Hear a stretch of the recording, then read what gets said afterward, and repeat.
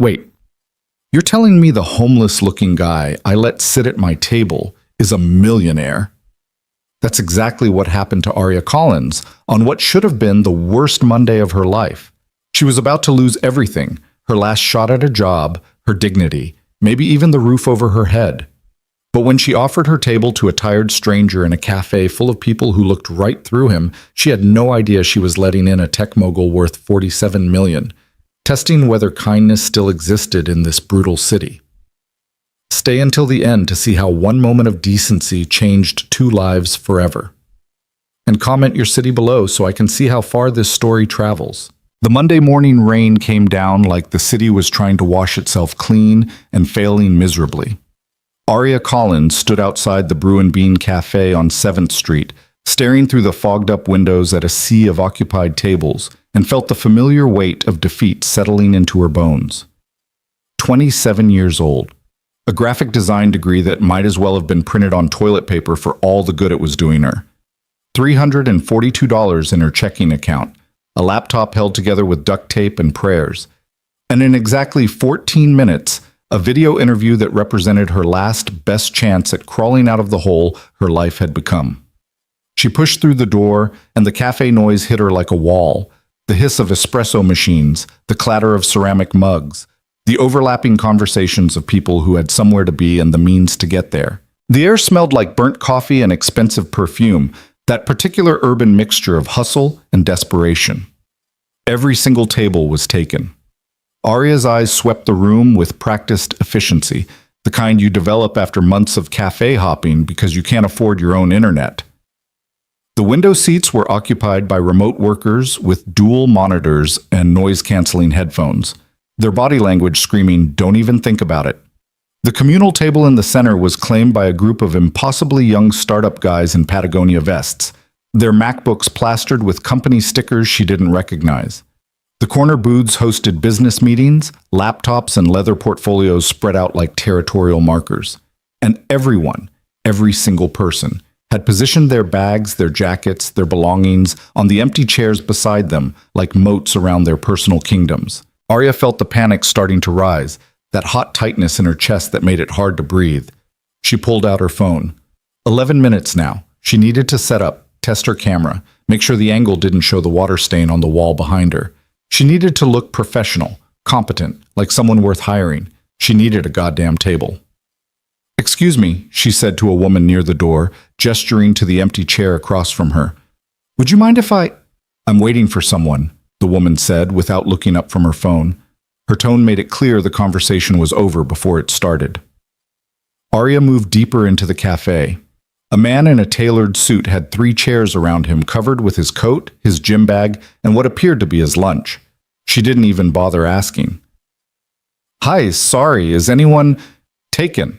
said a girl who couldn't have been more than 23, blonde highlights and designer sneakers, not even glancing up from her Instagram feed. Aria's laptop bag felt like it weighed 100 pounds. Her throat was tight.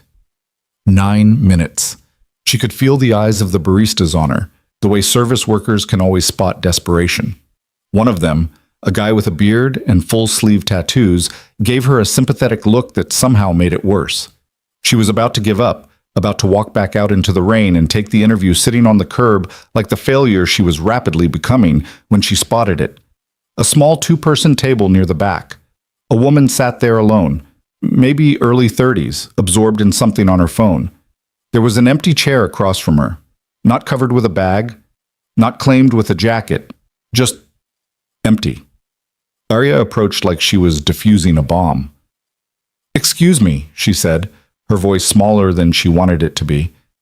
"I'm so sorry to bother you, but would it be okay if I sat here? I have an interview in a few minutes, and everywhere else is—" The woman looked up. She had the kind of face that made you immediately trust her, warm brown eyes and a quick smile. "Oh, honey, of course. Sit. I'm just killing time anyway." Aria nearly cried with relief.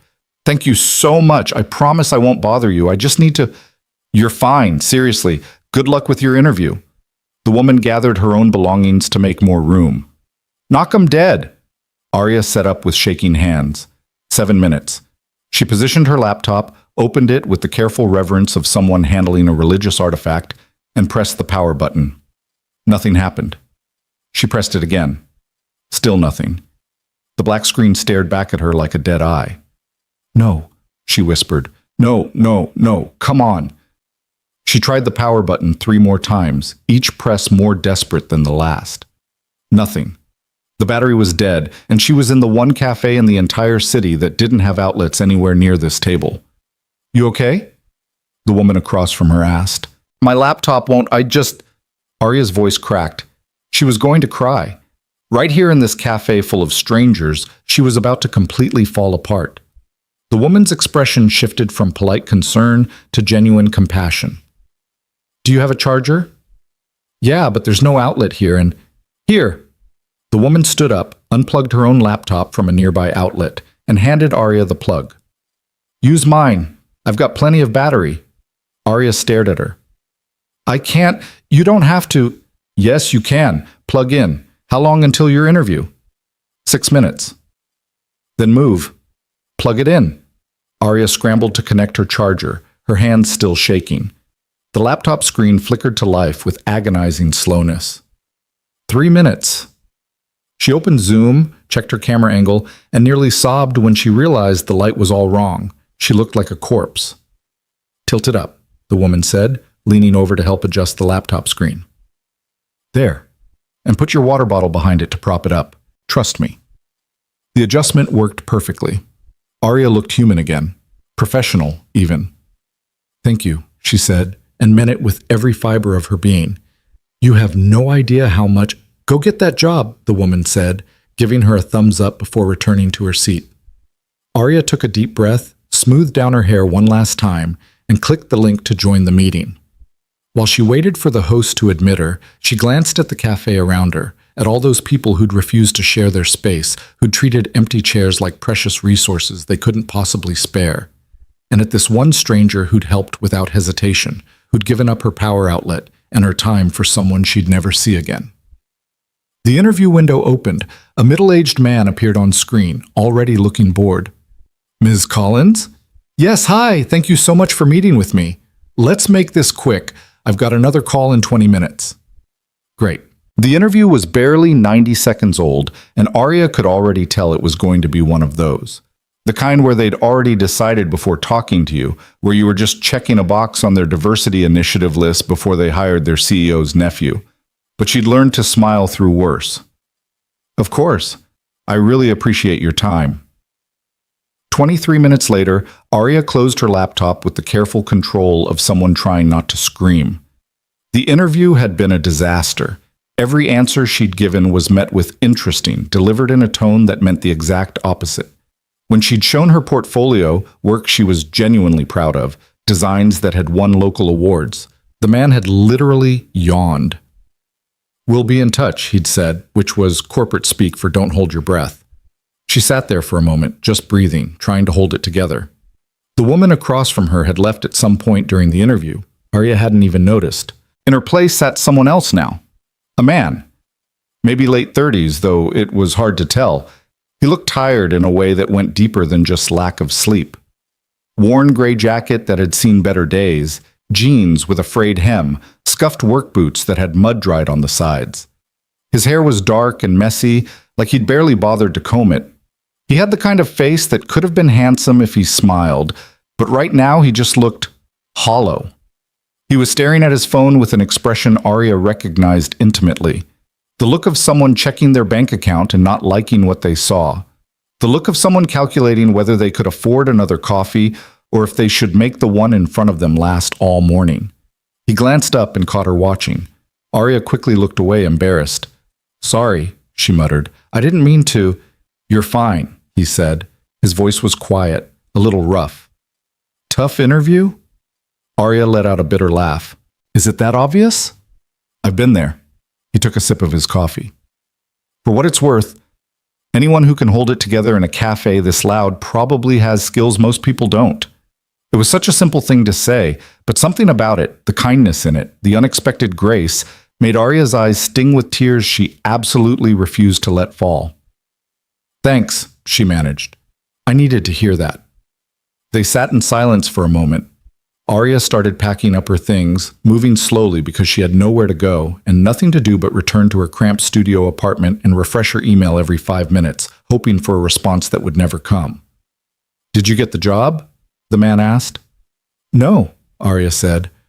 "I mean, technically they haven't told me yet, but no, I could tell. Their loss? You don't even know me. I know you said thank you to the woman who helped you earlier. I know you didn't get angry when your laptop died. I know you're sitting here doing the work instead of making excuses." He shrugged. "That's more than most people." Arya studied him more carefully now. There was something about him that didn't quite add up. The tired appearance, the worn clothes, but his hands were clean, his posture was good, and when he spoke, there was an intelligence in his eyes that suggested he'd seen more of the world than his appearance implied. "I'm Arya," she said, surprising herself. "Jonah."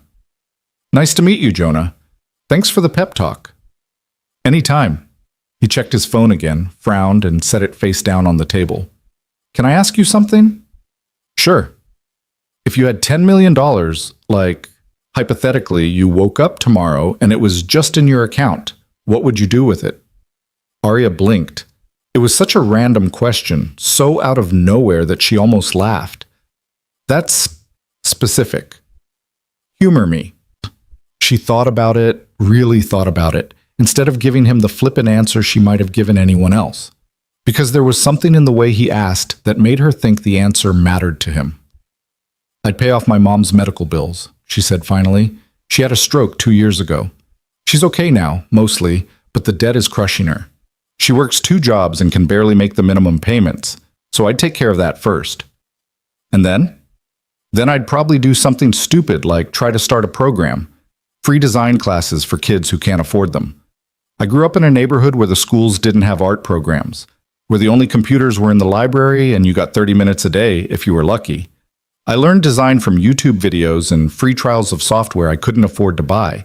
If I had that kind of money, I'd want to make sure other kids didn't have to." She stopped, suddenly self-conscious. "Sorry, that probably sounds naive." Jonah was looking at her with an expression she couldn't quite read. "No," he said quietly. "It doesn't sound naive at all." Before Arya could respond, a commotion near the front of the cafe drew her attention. A group of young guys, early 20s, wearing the tech bro uniform of hoodies and expensive sneakers, had just walked in and claimed the communal table. They were loud, entitled, dropping brand names like they were confetti. "So I told the recruiter, if it's not at least $150K, don't even bother sending me the offer," one of them said, loudly enough that half the cafe could hear. "Bro, that's minimum," another one agreed. "You're worth at least $200K with your skills." Arya felt her jaw tighten. These guys, probably fresh out of Stanford or MIT, were talking about salaries she couldn't even imagine. Meanwhile, she'd just bombed an interview for a position that probably paid $45,000 if she was lucky. One of them pulled out a laptop, brand new, top of the line, the kind that cost more than Arya's monthly rent. "Check out this design I did," he said, turning the screen to show his friends. "It's for a meditation app. Pretty sick, right?" Arya could see it from where she sat. It was fine, competent, the kind of clean minimalist design that every tech company was doing these days. Nothing special, nothing that showed real vision or creativity, but his friends were acting like he'd just painted the Sistine Chapel. "Dude, that's amazing. You're going to be a creative director by the time you're 25, I swear." Arya looked down at her laptop, at the portfolio she'd showed in her interview, the designs she'd poured her heart into while working 3 part-time jobs to keep the lights on. Designs that had been dismissed with a yawn by a hiring manager who probably couldn't tell good work from bad if his life depended on it. "You okay?" Jonah asked quietly. She realized her hands were clenched into fists on the table. "Yeah, fine, just it's frustrating sometimes. Watching people who've had every advantage act like they earned it all themselves." "Tell me about it." There was something in his voice, a bitterness that matched her own. The tech bros got louder. One of them was now scrolling through Instagram, pointing out terrible designs and laughing. "Look at this," he said, showing his phone to his friends. "Some wannabe designer trying to get clients on Instagram. Her rates are like $50 for a logo. Who even works for that little?" His friends laughed. That's embarrassing. Arya felt her face flush with shame and anger. She'd been that person. Hell, she still was that person. Last month, she'd designed a logo for a local bakery for $75 because she needed the money and they needed the work, and it was better than nothing. People who need to eat, she said, not quite under her breath. The tech bro's head turned in her direction. Sorry? Arya's heart started racing, but she met his gaze. I said, people who need to eat work for that little. People who don't have trust funds, or parents paying their rent or job offers waiting for them when they graduate. The guy's face flushed red. His friends looked uncomfortable. For a second, Arya thought he might actually say something back, might actually engage with what she'd said. Instead, he turned back to his friends and said, loudly enough that she could definitely hear, Jesus, bitter much? They all laughed. Arya wanted to sink through the floor. Hey, Jonah said. His voice was still quiet, but there was steel in it now. They're not worth it. Easy for you to say. Is it? He looked at her with those tired eyes. You think I haven't been where you are? You think I don't know what it's like to watch people with half your talent get twice your opportunities? I don't know what you know, Arya said, more sharply than she intended. I don't know you at all. Fair enough. Jonah stood up, picking up his coffee cup. For what it's worth, though, those guys will be managing startups into the ground in 5 years. But someone with your perspective, your empathy, your actual understanding of what it means to struggle, that's the person who ends up making things that matter. He started to walk away, then paused. And Arya? That program you talked about, the free design classes for kids? If you ever actually try to make that happen, let me know. I'd like to help. He walked toward the exit before she could respond, disappearing into the mid-morning crowd. Arya sat there, staring after him, trying to figure out what had just happened. A man who looked like he was barely scraping by had just offered to help her fund an imaginary nonprofit. Either he was delusional or what? She shook her head, dismissing it. It didn't matter. She'd probably never see him again anyway. That was how the city worked, brief moments of connection that dissolved as quickly as they formed, ships passing in the night. She finished packing her laptop, unplugged her charger, and glanced back at the table where she'd sat. The woman who'd helped her was long gone. Jonah was gone. Soon she'd be gone too. And this would just be another Monday morning in a long string of Monday mornings. Another rejection in a portfolio of failures. Arya was almost to the door when she heard one of the tech bros say something that made her stop. Yo, wasn't that Jonah Reed? Wait, the Jonah Reed? No way! I'm telling you, I saw his picture in TechCrunch last month. That was definitely him. Arya's blood ran cold. She turned slowly, watching as one of the guys pulled up an article on his laptop. Holy shit, it is him. It says here he's worth like $47 million. He founded Reed Labs, that massive design platform. Dude's a legend. What the hell is he doing in a random cafe dressed like that? Testing new features, maybe? Going undercover? Rich people are weird, man. Arya stood frozen in the doorway, her mind racing. Jonah Reed. That Jonah Reed. The founder of Reed Labs, the platform she'd been using for years. The company she'd dreamed of working for since college. The tired man in the worn jacket who'd asked her about $10 million and listened to her talk about helping kids. The man she'd just dismissed as probably delusional. She pulled out her phone with shaking hands and typed Jonah Reed Labs into Google. The first image that came up was him, same face, same dark hair, but in a sharp suit, standing in front of a company logo looking like exactly what he was. A millionaire tech founder who'd revolutionized the design industry. The article was dated 3 weeks ago. The headline read, Single Dad and Tech Titan, How Jonah Reed Balances Raising His Son Alone While Running a Multi-million-dollar Company. Arya read it twice, then 3 times, her heart pounding. 3 years ago, his wife had died in a car accident, leaving him a widower with a 4-year-old son. He'd taken a year off from his company to be there for his kid, then came back and somehow managed to double the company's value while being a full-time father. He was famous in tech circles for being notoriously private, for refusing to do press unless absolutely necessary, for choosing his son over networking events, and for apparently disguising himself as an ordinary person and hanging out in cafes. The article quoted him, I got tired of people treating me like a wallet with legs.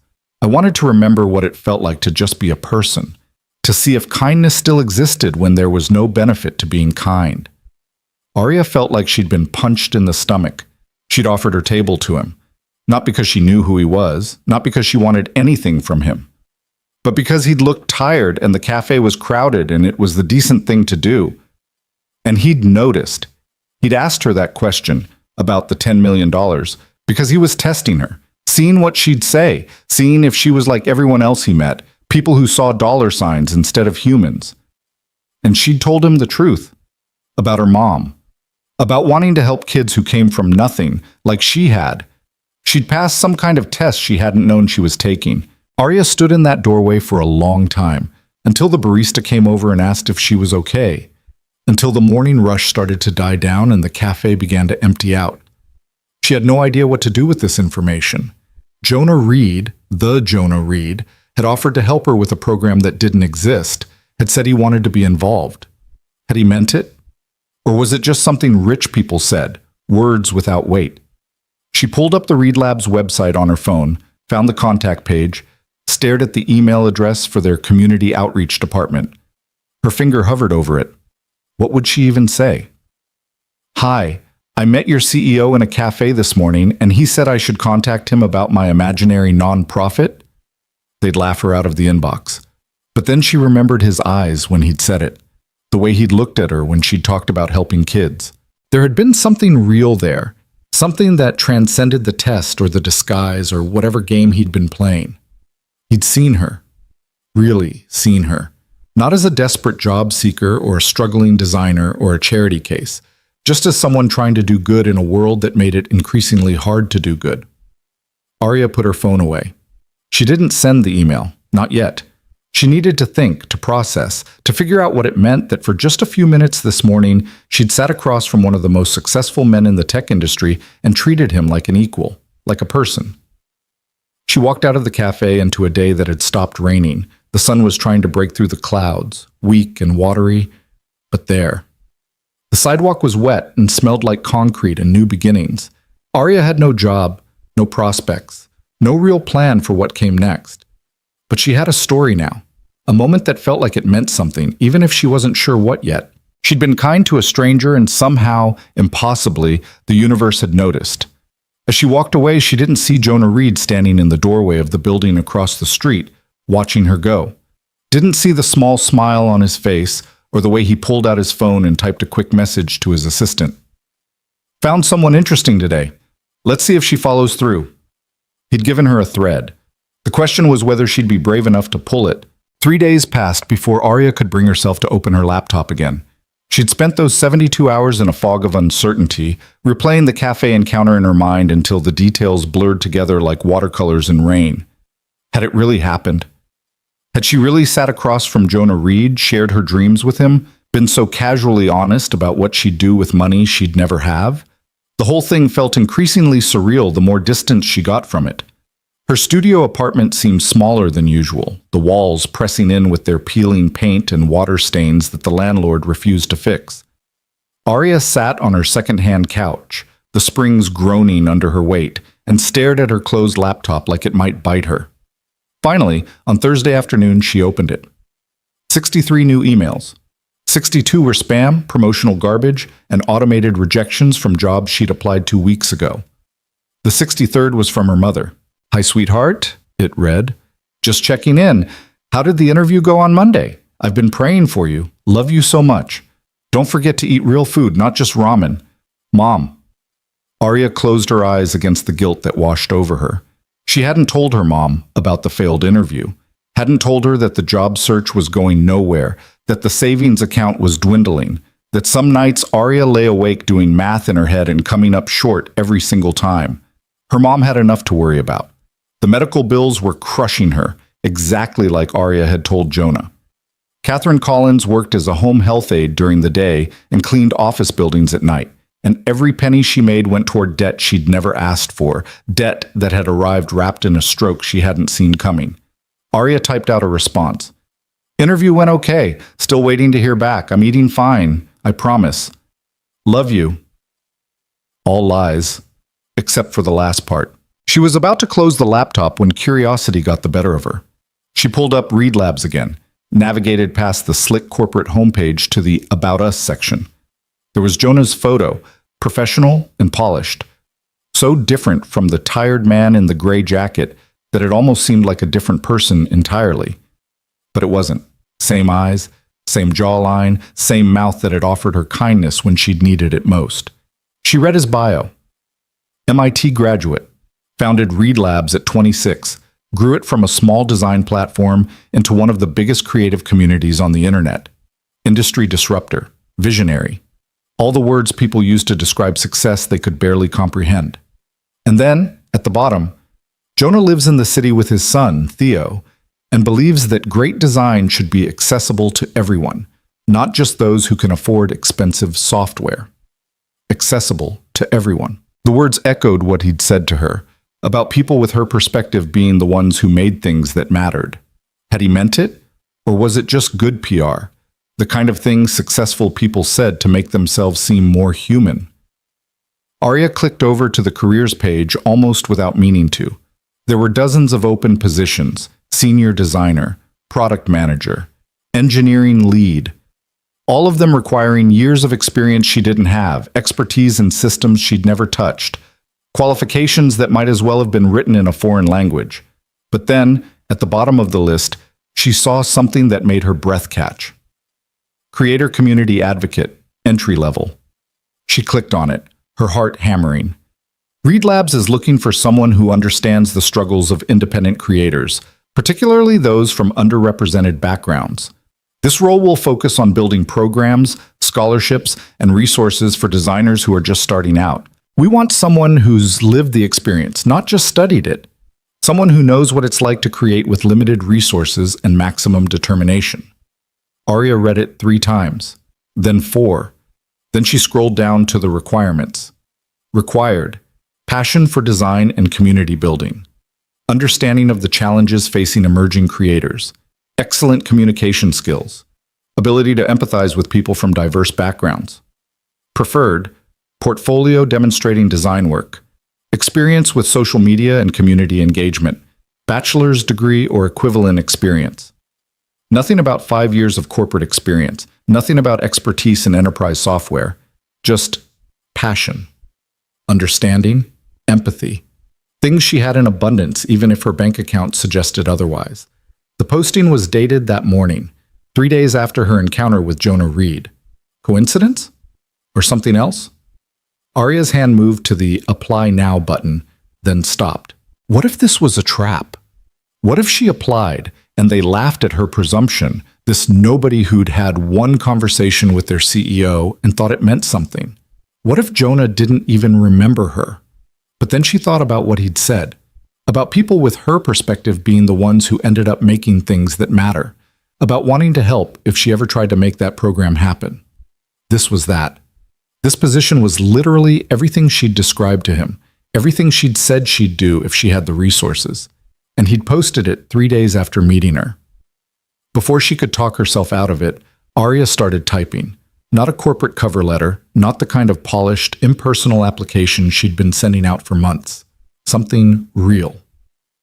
My name is Arya Collins, and I met Jonah Reed in a cafe on Monday.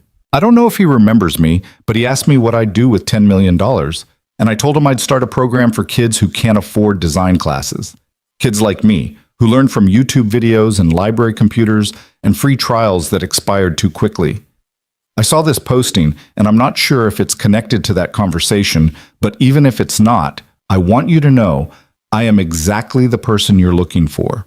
Not because I have an impressive resume or connections or a degree from a fancy school, but because I know what it's like to be talented and broke, passionate and desperate, capable, and completely overlooked. I know what it feels like to design a logo for $75 because you need groceries. I know what it's like to watch people with half your skill get twice your opportunities because they knew the right people or had the right zip code.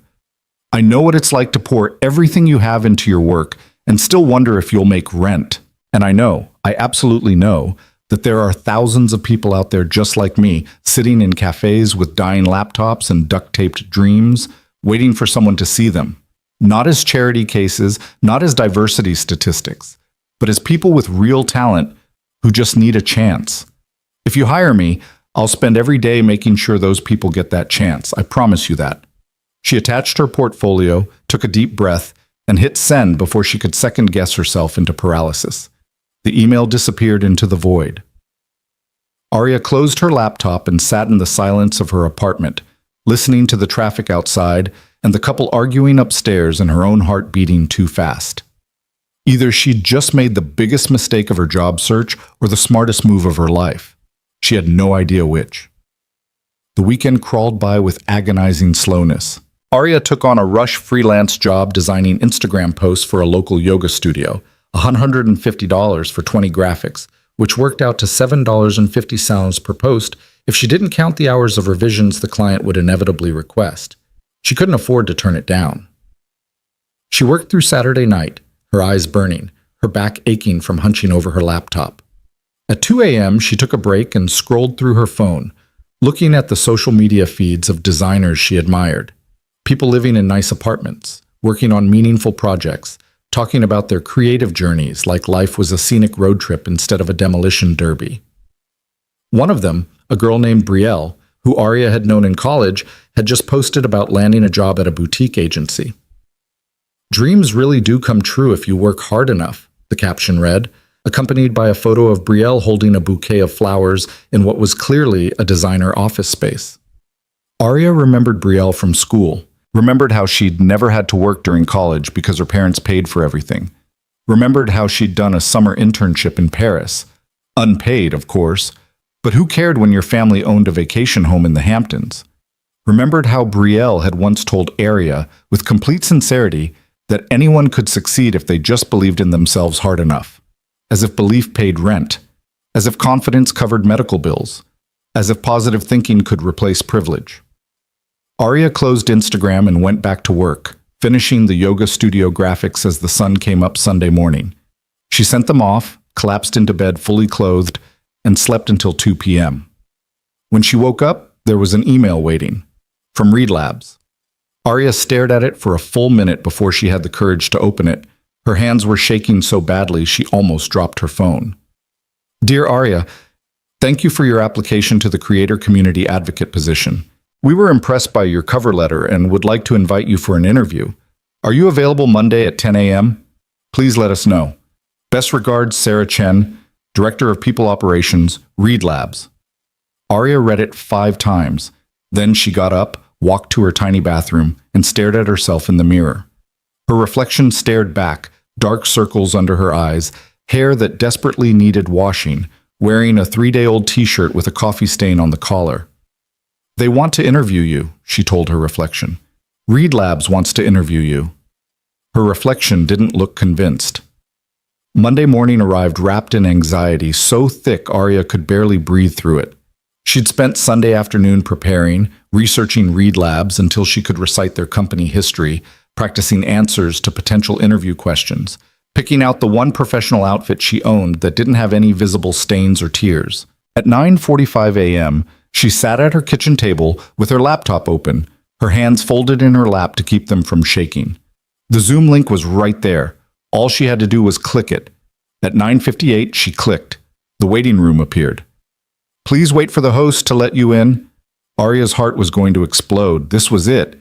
This was everything. If she messed this up, if she blew this chance. The screen shifted. A woman appeared, maybe mid-40s, with kind eyes and a warm smile. "Arya? Hi, I'm Sarah Chen. Thanks so much for making time to meet with us today." "Thank you for the opportunity," Arya managed. Her voice sounded steadier than she felt. "So I'll be honest with you right up front," Sarah said. "Your application got flagged for immediate attention. Jonah, our CEO, he forwarded it to me personally with a note that said, 'Interview her today if possible.' That's not standard procedure. So I'm very curious about you." Arya's face flushed. "I met him briefly last week. I wasn't trying to use that connection or anything. Arya." Sarah's voice was gentle. "Relax. You're not in trouble. Jonah's not the kind of person who calls in favors for people unless he sees something real. The fact that he remembered you and thought to send your application my way, that tells me something. What does it tell you? That you made an impression, a genuine one. Sarah leaned forward slightly. So let's start simple. Tell me about yourself.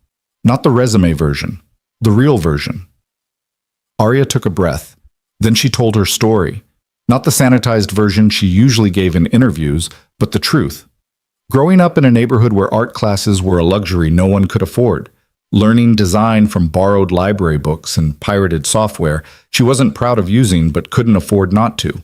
Working 3 jobs through college, sleeping 4 hours a night, graduating with honors and $30,000 in debt. She told Sarah about the endless job applications that went nowhere, the interviews where she could feel them judging her cheap laptop and bargain store clothes, the clients who tried to pay her in exposure, the ones who did pay but demanded endless revisions for poverty wages. The slow, grinding realization that talent wasn't enough, that in this industry, who you knew mattered more than what you could do. And then last Monday, Arya said, I had this interview that went terribly. I was sitting in a cafe afterward, feeling pretty hopeless, and this man sat down at my table. He looked tired. He looked like maybe life had kicked him around too. And he asked me what I'd do with $10 million. What did you tell him? The truth, that I'd pay my mom's medical bills and start a program for kids like me, kids who have the talent but not the access. Arya met Sarah's eyes through the screen. I didn't know who he was at the time. I found out later. But even if I'd known, my answer would have been the same. Sarah nodded slowly. Jonah mentioned that. He said you were the first person in years who didn't immediately start talking about real estate and luxury cars. I don't care about those things. What do you care about? Making sure the next kid like me doesn't have to fight as hard as I did. Making sure talent gets recognized regardless of where it comes from. Arya's voice strengthened.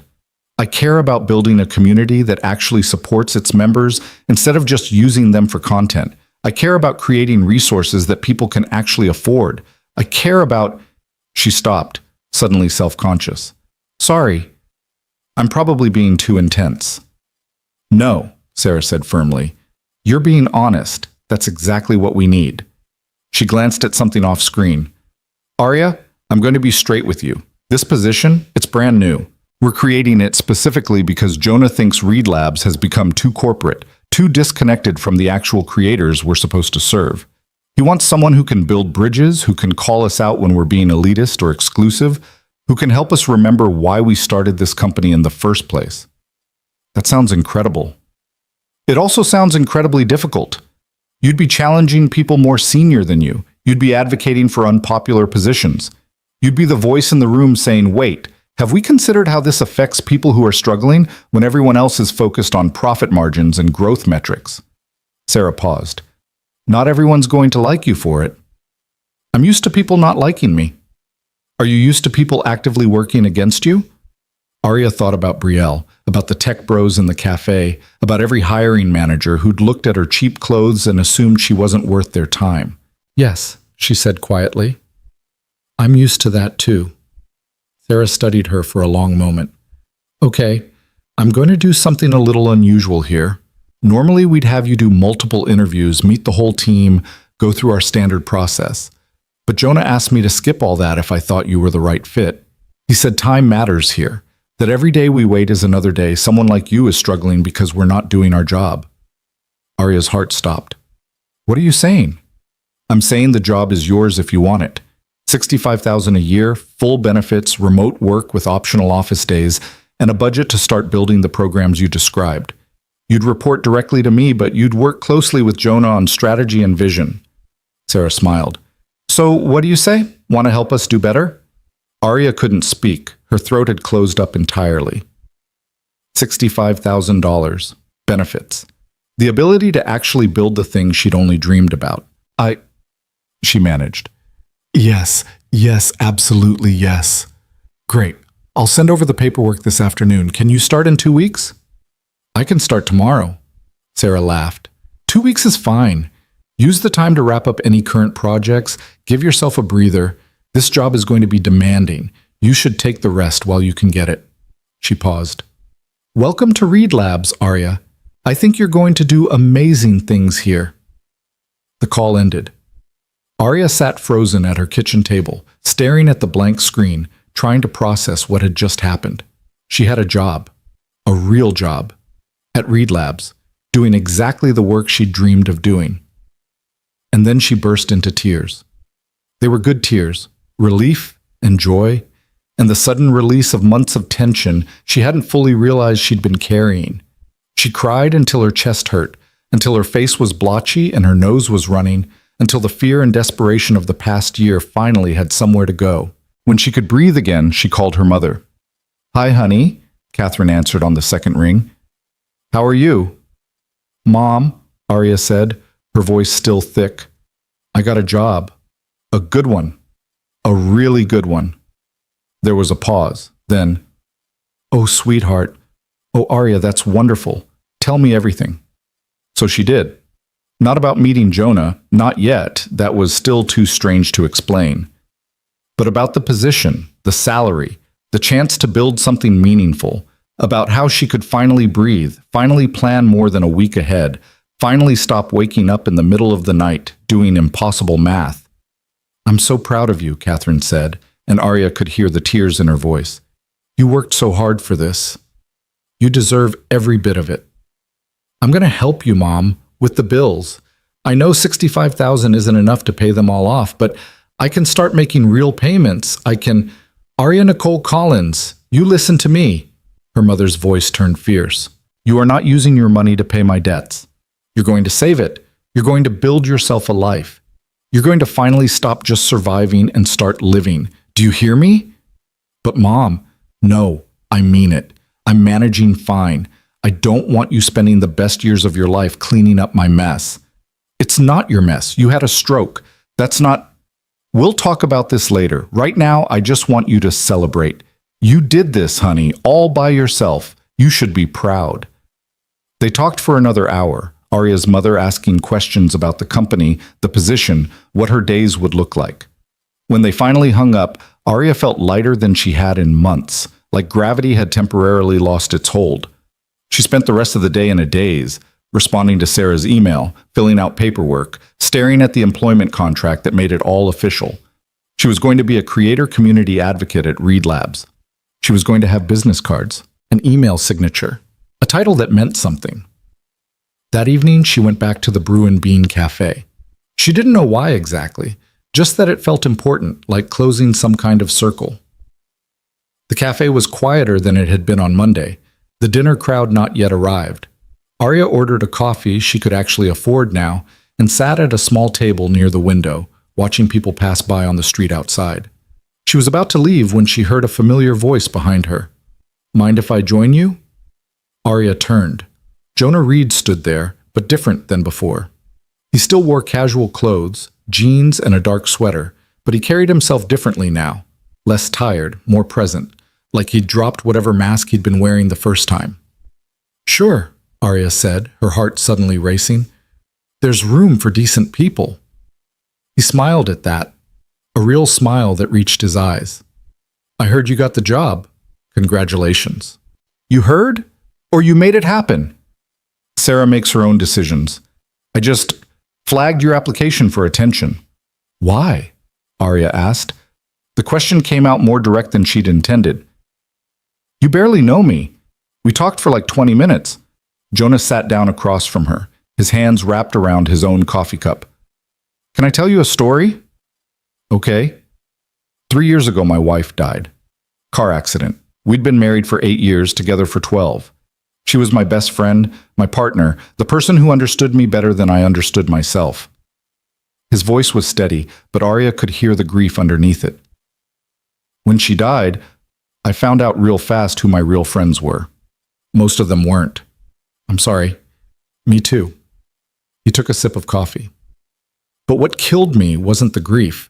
I mean, that was awful, but I expected that. What I didn't expect was how people changed around me. Suddenly, I wasn't Jonah anymore. I was the widower, or the single dad, or worse, the rich guy who could fund their startup. Everyone wanted something. Everyone had an angle. Arya stayed quiet, letting him talk. So I started doing this thing where I'd dress down, go to random cafes, just be nobody. See if anyone would still treat me like a person. Most people wouldn't. They'd see the worn jacket, the scuffed shoes, and suddenly I wasn't worth their time. He looked at her directly. But you did. You shared your table. You were kind. And when I asked you that question about the money, you gave me the most honest answer I've heard in years. I didn't know who you were. Exactly. That's why it mattered. Jonah leaned forward slightly. Arya, I meet dozens of people every week who tell me what I want to hear, who pitch me their ideas, their dreams, their visions for success. And 99% of them are full of shit. They're performing, trying to impress me. But you? You just told me the truth. And the truth was that you wanted to help people. That's not that special. You'd be surprised how special it is. He paused. I created that position for you. The day after we met, I called Sarah and told her I wanted to build a community advocacy role, someone who could help us stay connected to the creators we serve. She asked if I had anyone in mind. I said, not yet, but I'd know them when I saw them. And then I applied. And then you applied, with a cover letter that was so brutally honest I had to read it twice to make sure it was real. He smiled. You want to know what sealed it for me? That line about being talented and broke, passionate and desperate. Most people would never admit to the desperate part. They'd spin it as determination or hustle or some other bullshit. But you just said it. I'm desperate. I need this. I'm drowning, and I need help. I probably shouldn't have been that honest. That honesty is exactly what we need. Jonah's expression turned serious. Reed Labs has gotten too comfortable, too corporate. We've forgotten what it's like to be the struggling designer in the cafe with the dying laptop. I need someone who can remind us, someone who will make us uncomfortable when we need to be uncomfortable. Think you can do that? Arya met his eyes. I can do that. Good. Because I'm counting on you to call me out when I'm being an idiot, to tell me when we're being elitist or exclusive or when we're losing sight of why we built this company. He extended his hand across the table. Deal? She shook it. His grip was firm, warm. Deal. They sat there for a moment, hands clasped across the table, sealing an agreement that felt bigger than just a job. Then Jonah pulled back, glancing at his watch. I should go. I've got to pick up my son from his after-school program. But Arya? He stood up. Thank you for being kind to a stranger, for being honest when you had no reason to be, for reminding me why I started this company in the first place. He walked toward the door, then stopped and turned back. Oh, and that program you mentioned, the free design classes for kids? Let's make it happen. For real. We'll talk about it in your first week. He left before she could respond, disappearing into the evening crowd. Arya sat there holding her coffee cup, feeling like her entire life had just shifted on its axis. 1 week ago, she'd been desperate, broke, and hopeless. Now she had a job, a purpose, and a millionaire tech founder who believed in her vision. All because she'd offered her table to a tired stranger in a crowded cafe. Arya finished her coffee slowly, savoring it, watching the city move past the windows. Somewhere out there, other people were sitting in cafes with dying laptops, wondering if they'd ever catch a break, wondering if anyone saw them, if anyone cared, if their talent would ever be enough. She was going to find those people. She was going to help them. Not because it would make her look good, or because it was good PR, but because she remembered exactly how it felt to be invisible, to be overlooked, to be brilliant and broke, and desperate for someone to just give you a chance. The cafe was emptying out now, the evening shift winding down. Arya packed up her things, left a generous tip for the barista, and walked out into a city that suddenly felt full of possibility instead of obstacles. 2 weeks until her first day at Reed Labs. 2 weeks to prepare for the job she'd been born to do, even if she hadn't known it until now. She walked home through streets that smelled like rain and new beginnings, past windows lit up with lives she'd never know, under a sky that was just starting to show stars. And for the first time in longer than she could remember, Arya Collins let herself believe that maybe, just maybe, things were going to be okay. Better than okay. They were going to be extraordinary. The 2 weeks before Arya's start date moved with the strange elasticity of time, when something monumental waits on the horizon. Days stretched long with anticipation, then suddenly collapsed into hours that vanished before she could catch her breath. She spent them wrapping up her freelance projects, explaining to confused clients that she was taking a full-time position and trying not to count down the hours like a kid waiting for Christmas morning. On her last Friday as a freelancer, she walked to the bank and deposited the final payment from the yoga studio, $150 that had taken her 40 hours to earn. The teller processed the transaction with the same bored efficiency as always, completely unaware that this was the last time Arya would deposit poverty wages into an account that never seemed to grow no matter how hard she worked. Starting Monday, she'd have a salary. Benefits. A 401k that actually meant something. The thought made her dizzy. That weekend, she allowed herself one small indulgence. She went to a department store, not the thrift shops she usually haunted, but an actual department store with fluorescent lights and price tags that didn't require intense calculation, and bought 2 new shirts for work. Nothing extravagant, just clean button-downs in colors that didn't scream desperation. The total came to $78, and for the first time in her adult life, Arya paid without mentally subtracting it from her grocery budget. Sunday night, she couldn't sleep. She lay in bed staring at the ceiling, watching car headlights sweep across the water-stained plaster, wondering if she was ready for this. What if she failed? What if she got there and realized she was in over her head, that Jonah had made a mistake, that she wasn't actually qualified to do any of this? At 3 a.m., her phone buzzed, a text from an unknown number. Can't sleep either? First days are terrifying. You're going to be great. See you tomorrow. Jonah. Arya stared at the message for a full minute before typing back. How did you get my number? Sarah gave it to me. Hope that's okay. Probably should have asked first. It's okay. Thanks for the pep talk. Anytime. Also, fair warning, I'm bringing Theo to the office tomorrow. He wanted to meet Dad's new friend. Hope you're okay with 7-year-olds who ask approximately 400 questions per hour. Arya smiled in the darkness. I think I can handle it. Famous last words. Get some sleep, Arya. Tomorrow's going to be good. She did sleep after that, finally, her anxiety eased by the knowledge that even millionaire CEOs got nervous before important days. When her alarm went off at 6 a.m., she felt almost ready.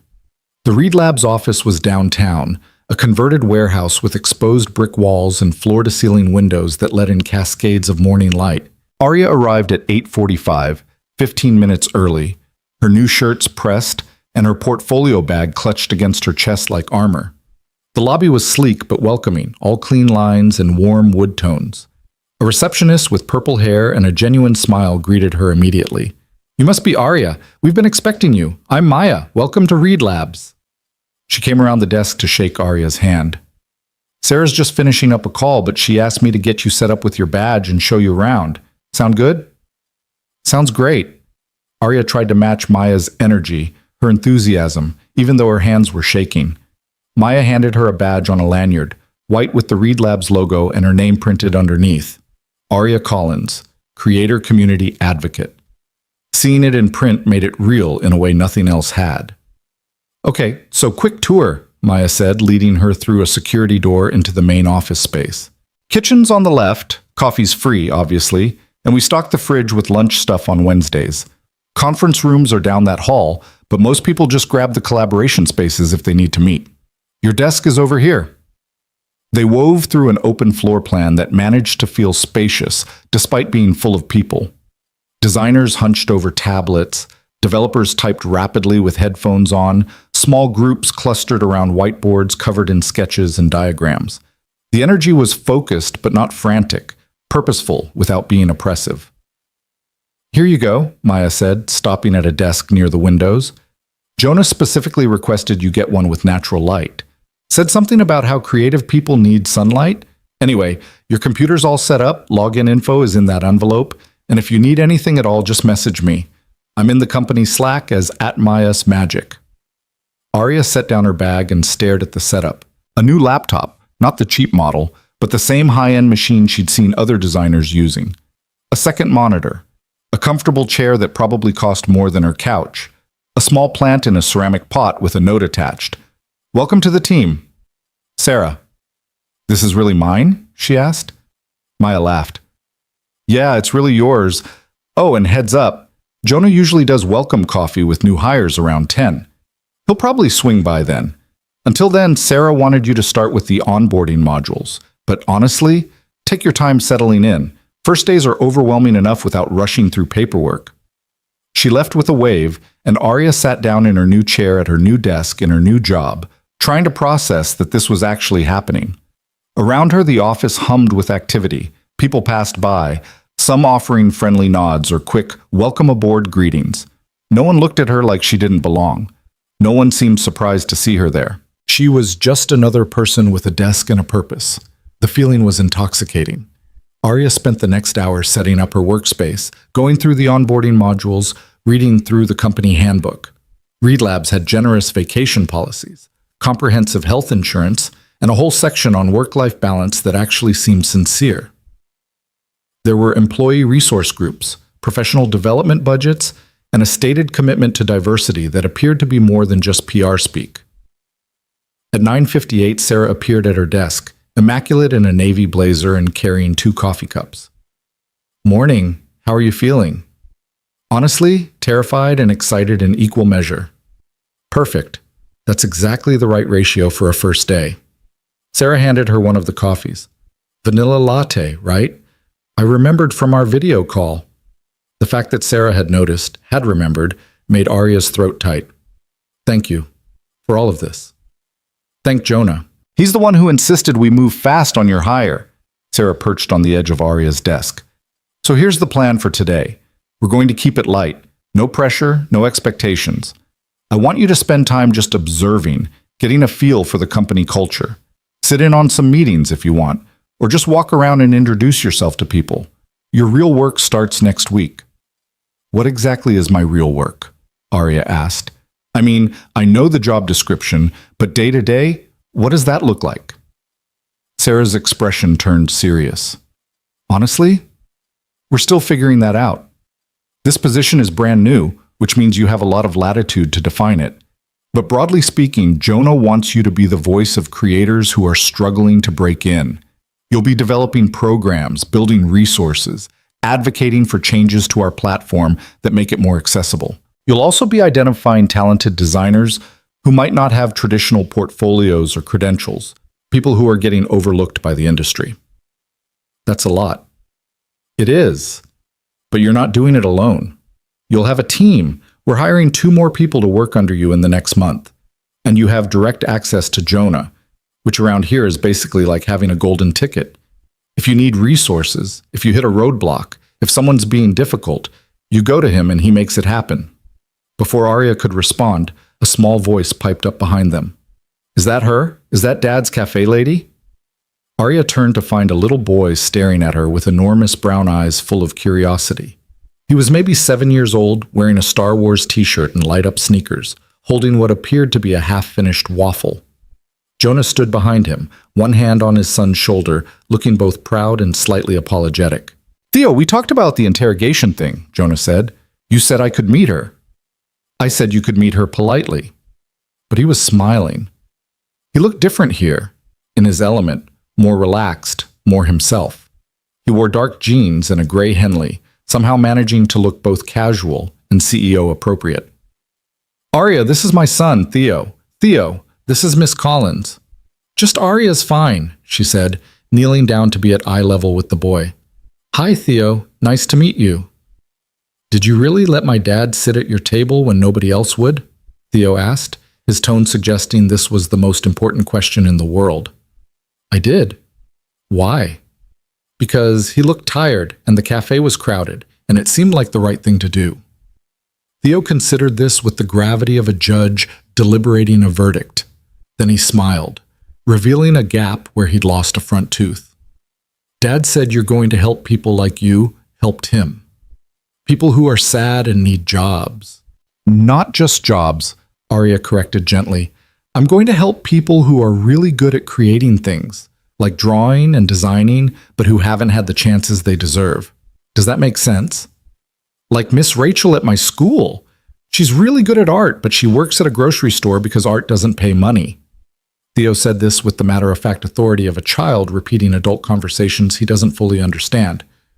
Exactly like Miss Rachel, Arya said, her heart breaking a little. That's who I want to help. Theo nodded solemnly, then turned to his father. I like her. She can stay. Jonah laughed, a real laugh that transformed his whole face. I'm so glad we have your approval. Now, buddy, you need to finish your breakfast in the kitchen, okay? Let the adults talk for a minute. Can I come back after? We'll see. Theo ran off, his light-up shoes flashing with each step. Sarah excused herself, leaving Arya and Jonah alone in the suddenly quiet space between desks. Sorry about that, Jonah said. He's been excited to meet you all weekend. I might have talked about you more than I should have. It's sweet. Arya stood up, brushing off her knees. He seems like a great kid. He is. He's the reason I do all this. Jonah gestured vaguely at the office around them. After my wife died, I realized I didn't want to build a company just to build a company. I wanted to build something that would make Theo proud when he's old enough to understand what it means. Something that actually helps people instead of just extracting value from them. That's what you're doing. Trying to. But I've realized I can't do it alone. I've gotten too far removed from what it's actually like out there for people starting out. That's where you come in. He met her eyes. I need you to keep me honest, Arya. To tell me when we're failing people. To push back when I'm making decisions from an ivory tower. Can you do that? Even if it makes you uncomfortable? Especially if it makes me uncomfortable. That's the whole point. Then yes, Arya said. I can do that. Jonah smiled, the same genuine smile from the cafe, the one that made him look younger and less burdened. Good. Now, I know Sarah said to take it easy today, but I was hoping you'd sit in on a product meeting at 11. I want you to see how decisions get made around here. Start thinking about where you might push back or suggest changes. No pressure to say anything, just observe. I'd like that. Great. Conference room B. I'll see you there. He started to walk away, then paused. And Arya, I'm really glad you're here. The product meeting started at 11:03, which Arya learned was considered on time in tech culture. The conference room was full of people, product managers, designers, developers, marketing folks, all settling into chairs with laptops and coffee cups. Jonah sat at the head of the table. He'd shifted into CEO mode, his posture more formal, his expression focused.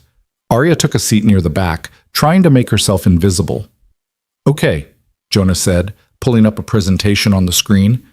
We're here to discuss the new pro-tier pricing structure. Marketing wants to introduce a premium subscription level at $49 per month. Let's talk about it. A woman in a crisp blazer, her name tag said Jennifer, VP of Marketing, launched into a presentation. The premium tier would include advanced features, priority support, and exclusive templates. Market research suggested they could capture significant revenue from professional designers willing to pay for premium access. The numbers were impressive. Projected annual revenue increase of $8.7 million, increased platform engagement, better retention rates among high-value users. Everyone around the table nodded along. This was clearly a done deal, just going through the motions of a meeting to make it official. Arya felt something twist in her gut. She raised her hand. The room went quiet. Jennifer stopped mid-sentence. Everyone turned to look at the new girl in the back, who apparently didn't understand that you didn't interrupt the VP of Marketing. Yes, Jennifer said, her tone suggesting this better be good. Arya's heart hammered, but she kept her voice steady. I'm sorry, I know I'm new here, but I have a question about the pricing. Go ahead, Jonah said. His expression was neutral, but there was something in his eyes. Anticipation, maybe. Like he'd been waiting for this. The features you're moving to the premium tier, the advanced layer controls, the professional export options, the expanded color palette tools. Those are things professional designers need to do their jobs, right? Correct, Jennifer said. That's why we're confident pros will pay for them. But what about designers who are trying to become professionals? People who are building their portfolios, who are taking on their first paid clients, who need those tools to do professional quality work, but can't afford $49 a month on top of their existing subscriptions. Jennifer's smile tightened. Those users can continue using the free tier or the standard subscription at $19 per month, which doesn't include the professional tools. So basically, you're saying that if you can't already afford professional tools, you can't access professional features, which means you can't produce professional work, which means you can't charge professional rates, which means you can't afford professional tools. Arya heard herself talking faster, her voice rising slightly. It's a circular trap. You're locking out the exact people who need help the most. The room was dead silent now. Jennifer's face had gone rigid. A few people were typing rapidly on their laptops, probably slacking each other about the new girl's audacity. That's an interesting perspective, Jennifer said in a tone that meant the opposite. But from a business standpoint, Jonah interrupted quietly, Arya's right. Jennifer turned to him, clearly surprised. Jonah, we've been over the numbers. The numbers look great if we're only thinking about short-term revenue. But what's our mission statement, Jennifer? To democratize design and empower creators. And are we empowering creators by putting professional tools behind a paywall most struggling designers can't afford? Jennifer opened her mouth, closed it, opened it again. We still need to be profitable. Agreed. So let's find another way. Jonah leaned forward, his CEO persona fully engaged now. Here's what we're going to do. Keep the premium tier, but move the professional features back to the standard $19 level. The premium tier focuses on convenience features, extra storage, priority rendering, advanced collaboration tools, things that are nice to have, but not essential for producing quality work. That's going to cut our projected revenue in half, Jennifer protested. Maybe, or maybe it's going to build the kind of loyalty and word of mouth that brings in more users overall. Maybe we'll be known as the platform that doesn't gatekeep talent behind money. He glanced at Arya. What do you think? Would that work better? Arya felt every eye in the room on her. Yes, she said. That would work much better. And if you want to increase revenue, maybe look at the enterprise tier for companies and agencies. They have budgets. Charge them more. But don't make individual creators choose between paying rent and accessing the tools they need to build careers. Jonah smiled. There you go. Jennifer, can you rework the proposal with those changes? Jennifer looked like she wanted to argue, but she just nodded tightly. I'll have something by end of week. Great. Thanks, everyone. The meeting broke up. People filed out, several casting curious or annoyed glances at Arya. She stayed seated, suddenly exhausted, wondering if she'd just made a terrible mistake on her first day. Jonah waited until the room had cleared, then closed the door and sat down across from her. How are you feeling? He asked. Like I might have just made enemies of your entire marketing department. Probably, but you also just proved exactly why I hired you. He leaned back in his chair. Do you know how many meetings I've sat in where everyone just nods along, agreeing with whatever the senior people say, even when the senior people are wrong? Too many. We've gotten complacent. We've forgotten what it's like to be the struggling designer choosing between software and groceries. Jennifer's going to hate me. Jennifer will get over it, and if she doesn't, that's her problem, not yours. Jonah's expression softened. Arya, you did exactly what I asked you to do. You made me uncomfortable. You called out a decision that went against our values. That's your job now. Some people aren't going to like it, but that doesn't mean it's wrong. I remember what it was like, needing those tools and not being able to afford them, having to choose between a software subscription and my phone bill. I don't want other people to have to make those choices. And now you're in a position to actually change that. He stood up. Come on, let me show you something. Jonah led her through the office to a smaller conference room tucked away in a corner. Inside, the walls were covered with printouts, photos, screenshots, testimonials from Read Labs users. Hundreds of them, maybe thousands, arranged in a collage that covered every available surface. This is my reminder, Jonah said. Every single one of these is a creator who wrote to us about how Read Labs changed their life, how they got their first client, landed their first job, finally saw themselves as real designers. I come here when I need to remember why we do this. Arya walked along the walls, reading the stories. A single mother in Ohio who'd built a freelance career from her kitchen table, a teenager in rural Montana who'd gotten into design school on the strength of her Reed Labs portfolio. A middle-aged man who'd switched careers after 20 years in retail, using free tutorials and affordable software to reinvent himself. These are the people we serve, Jonah said. Not the ones who can drop $49 a month without thinking about it. These are the people who count every dollar, who fight for every opportunity, who have talent and drive but not privilege. This is who you're here to protect. Arya touched one of the photos. A young woman holding a laptop, grinning at the camera, caption reading, "Got my first design job today. Thank you, Reed Labs, for making this possible." "I want to fill this room," she said quietly. "I want so many success stories that we need a bigger wall." "Then let's do it." Jonah moved toward the door. "You've got 2 weeks to settle in, meet the team, learn our systems. Then I want you to come back to me with a proposal. What programs do we need? What resources are missing? What are we doing wrong? And how do we fix it? No holding back. I want your full vision. What if it's expensive? Then it's expensive. Arya, I didn't build this company to hoard money. I built it to make a difference. If your vision requires resources, we'll find them." He paused at the doorway. "Oh, and about Jennifer, don't worry too much. She's ambitious and protective of her territory, but she's not unreasonable. Give her some time to cool down. Maybe grab coffee with her next week, explain where you're coming from. You might be surprised." After Jonah left, Arya stayed in the room for a while longer, reading the stories on the walls. Each one was a life changed, a dream realized, a person who'd been given a chance when others had overlooked them. This was her job now, not just a paycheck or a title, but a genuine opportunity to help people like these, people like her. The weight of it was enormous. The possibility of it was intoxicating.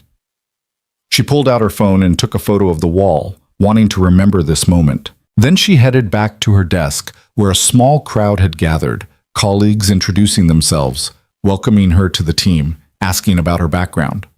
Maya appeared with a cupcake, a tradition apparently for new hires. "You survived your first meeting," she said with a grin, "and from what I hear, you made quite the impression." "Is that good or bad?" "Good. Definitely good. We need more people willing to push back around here." Maya lowered her voice. "Between you and me, that premium tier pricing has been bothering a lot of us. We just didn't know how to say it without sounding like we were against making money." "You're not against making money. You're against making money at the expense of your mission." "Exactly. See? You already get it." Maya handed her the cupcake, chocolate with vanilla frosting. "Welcome to Reed Labs, Arya. I think you're going to fit in just fine." The rest of the day passed in a blur of introductions, orientations, and information overload. By 5 p.m., Arya's brain felt like it had been through a marathon. She was packing up her things when Theo appeared at her desk again, his father trailing behind him looking tired but content. "Miss Arya," Theo said formally, "Dad says you had a good first day." "I think I did." "Did you help people?" "I tried to." "Then it was a good day." Theo considered this settled fact, then added, "We're going for pizza. Do you want to come?" Arya glanced at Jonah, who shrugged. "No pressure, but Theo's right. We are getting pizza, and you're welcome to join if you want. Fair warning, though, he's going to ask you approximately 400 questions." "I told you it would be 400, Theo said triumphantly. Arya laughed, surprising herself with how natural it felt. "You know what? Pizza sounds perfect." They walked to a small place 3 blocks from the office, the kind of neighborhood joint with checkered tablecloths and a menu that hadn't changed in 20 years. Theo chattered the entire way, asking Arya about her favorite color, her favorite animal, whether she liked Star Wars, and if she thought dinosaurs could come back if scientists tried really hard. Inside, they grabbed a boot. Jonah ordered a large pepperoni pizza and 3 sodas without consulting the menu. "So?" he said once they were settled. "Honest feedback. How was today, really?" "Overwhelming, exciting, terrifying, all of it at once." Arya took a sip of her soda. "I keep waiting to wake up and find out this is all some elaborate dream." "It's real. You're stuck with us now." "Did you mean what you said? About giving me 2 weeks and then letting me propose whatever I want?" "Completely. I want your unfiltered vision, Arya. Not what you think I want to hear, not some watered-down version that you think will be easier to approve. I want you to tell me what would actually make a difference." Arya thought about the stories on the wall, about the designers choosing between tools and rent, about her own years of struggling in silence. "I have ideas," she said. "A lot of them, but they're big. They're going to require serious resources and major platform changes and probably pissing off some more VPs." "Good. Big problems need big solutions." Theo tugged on his father's sleeve. "Dad, can I go play the arcade game?" Jonah handed him a few quarters. "Don't spend it all on the claw machine. You never win. Today might be my lucky day." Theo ran off toward the ancient arcade cabinet in the corner, leaving Arya and Jonah alone. "He's really great," Arya said, watching the boy insert quarters with intense concentration. "You're doing an amazing job with him." "Most days I feel like I'm barely hanging on." Jonah's voice was quiet, honest. "Being a single parent is the hardest thing I've ever done. Harder than starting a company, harder than raising capital, harder than anything. Some nights I lie awake wondering if I'm screwing it all up, if he's going to need therapy for all the ways I'm inevitably failing him. He doesn't look like a kid who's being failed. He looks happy, confident, loved. I hope so. I'm trying." He paused. "You know what the worst part is? Everyone keeps telling me I need to find a new wife.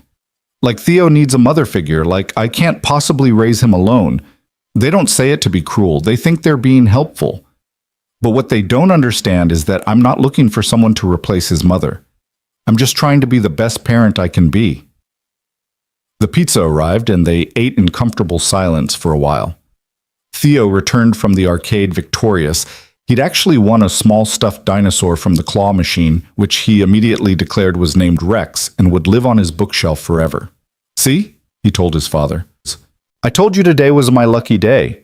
Jonah smiled, ruffling his son's hair. "Yeah, buddy, I guess it is." Walking back to the office parking lot later, Theo between them holding Rex in one hand and his father's hand in the other, Arya felt something shift in her chest. This wasn't just a job. This wasn't just a paycheck or a career opportunity. This was a family that had let her in. A CEO who trusted her enough to challenge him. A little boy who decided she was worth 400 questions. At her car, the ancient Honda that barely started most mornings, Jonah paused. "Thank you," he said, "for today, for speaking up in that meeting, for being exactly who I hoped you'd be. Thank you for giving me the chance to be her." Theo hugged her leg suddenly, unexpectedly. "Will you be there tomorrow?" "I'll be there," Arya promised. She drove home through city streets that felt different now, transformed by the simple fact that she had somewhere to be in the morning, a desk with her name on it, a purpose that mattered, people who believed in her. In her apartment, Arya made herself dinner, real dinner, not ramen, and sat at her kitchen table with her laptop. She opened a blank document and started typing. Proposal for Creator Accessibility Initiative. The ideas flowed faster than she could type them. Scholarship programs for designers from low-income backgrounds. Free premium accounts for students and those below the poverty line. Mentorship networks connecting established designers with those just starting out. Resource libraries with tutorials in multiple languages. Office hours where Read Lab staff would review portfolios and give feedback. She wrote until midnight, until her eyes burned and her fingers ached, until she'd poured every idea she'd ever had about making design more accessible onto the page. Some of it was probably too ambitious. Some of it might be impossible to implement. But it was real. It was honest. And it was exactly what Jonah had asked for. Arya saved the document, closed her laptop, and went to bed with her phone on the nightstand. Before sleep took her, she checked her messages one more time. There was a text from Jonah, sent an hour ago. "Theo's asleep. He told me you're his new friend and that I should make sure you're happy at work, because good people are hard to find. The kid's got decent instincts." Arya smiled in the darkness and typed back, "Tell him Rex is very lucky to have him. See you tomorrow." Tomorrow. A word that used to fill her with dread now filled her with anticipation. Tomorrow she'd go back to Read Labs. Tomorrow she'd keep building something that mattered. Tomorrow she'd continue being the person Jonah had seen in that cafe. Someone who led with kindness, who remembered what it meant to struggle, who hadn't let the world make her bitter. She fell asleep thinking about the wall of stories, about adding new ones, about creating a future where talent mattered more than privilege. and where kindness wasn't a weakness but a superpower. In the morning, everything would begin again, and this time, Arya Collins was ready. The proposal sat on Jonah's desk for 3 days. Arya knew this because she checked her email obsessively, refreshing every few minutes like someone waiting for medical test results. She'd sent it Wednesday evening, all 47 pages of detailed programs, budget projections, implementation timelines, and case studies supporting why each initiative mattered. By Saturday afternoon, she'd convinced herself it was too ambitious, too expensive, too naive. She'd overstepped. She'd misread what Jonah actually wanted. She'd ruined everything before it even began. On Saturday evening, her phone rang. Jonah's name on the screen. "Hello? Can you come to the office tomorrow?" His voice was hard to read. "I know it's Sunday, and I know you should be resting, but I want to talk about your proposal in person. Just you and me." Arya's stomach dropped. "Is it bad?" "Just come in. Around noon, I'll order lunch." He hung up before she could ask anything else.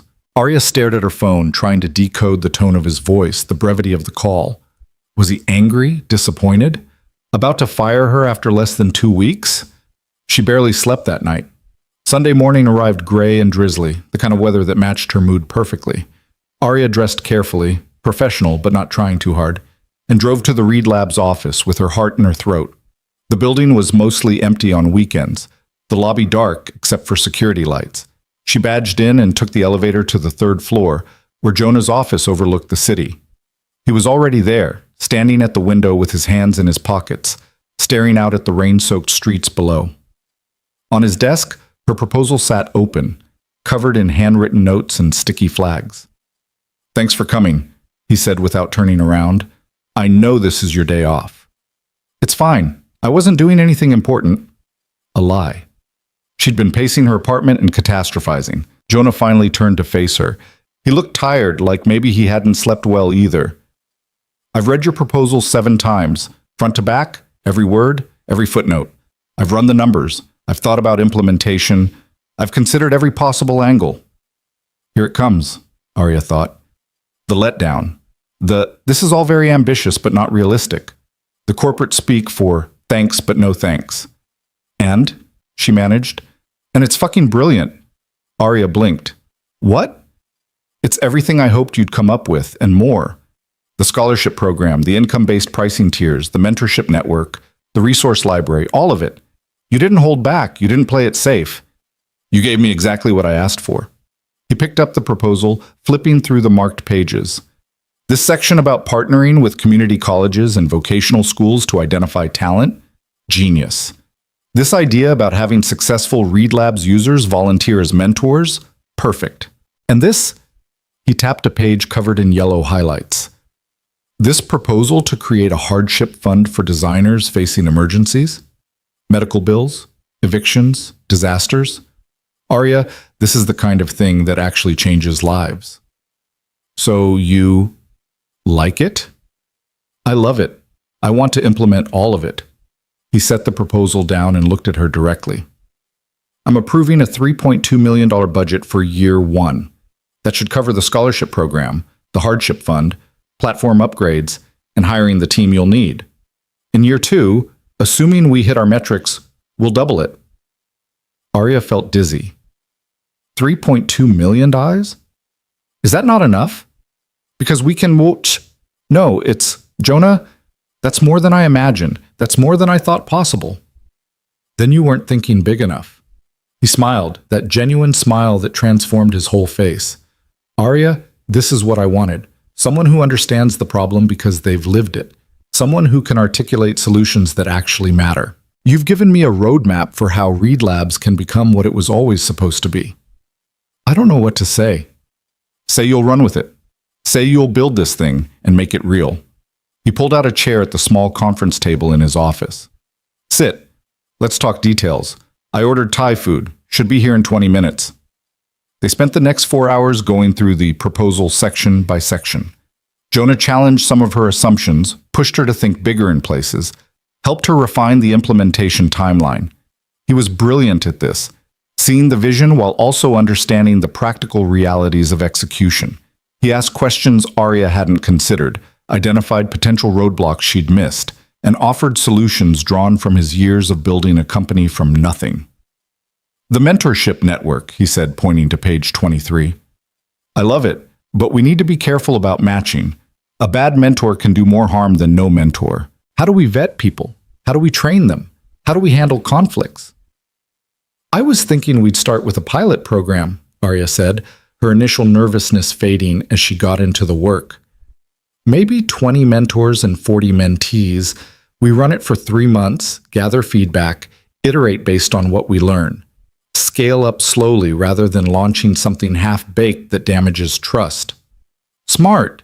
And for the scholarship program, you're proposing full premium access plus a $500 quarterly stipend for software and equipment. That's generous. Are we confident we can sustain that?" "The math works if we cap it at 50 scholarships in year 1 and raise it to 100 in year 2.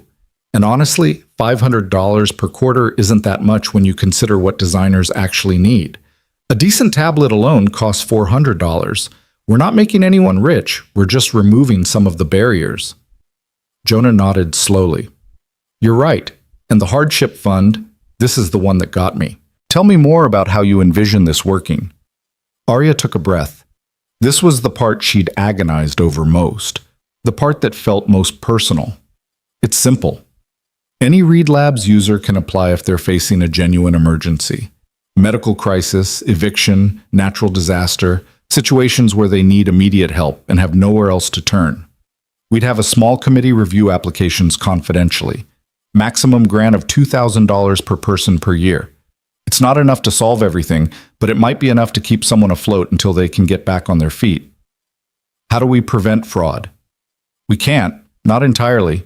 Some people will probably game the system, but I'd rather help 9 people who genuinely need it and get scammed by one than be so paranoid about fraud that we help nobody.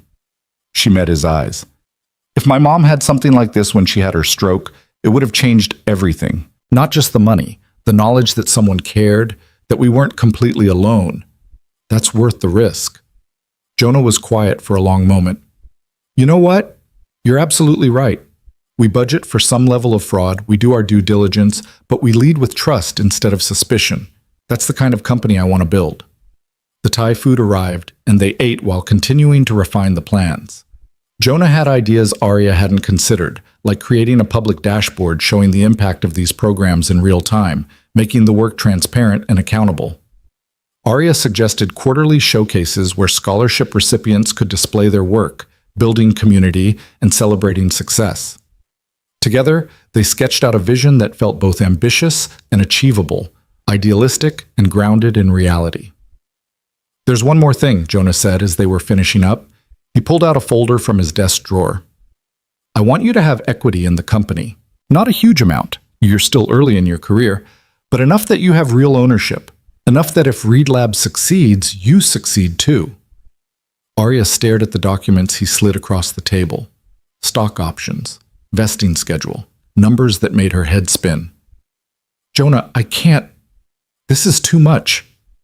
It's not nearly enough for what you're going to do here. But it's a start." He leaned back in his chair. "Arya, I don't want you to just work for Read Labs. I want you to feel like you're building it with me, like this is your company too. Because the truth is, the programs you're creating are going to define what we become. They're going to be our legacy." "Why me?" The question burst out before she could stop it. "You could have hired someone with more experience, more credentials, someone who already knew how to do this. Why take a chance on me?" Jonah was silent for a moment, his expression thoughtful. "Can I tell you a story?" "Okay. When I was 24, I had an idea for what eventually became Read Labs. I pitched it to every investor I could get a meeting with. 27 pitches, 27 rejections.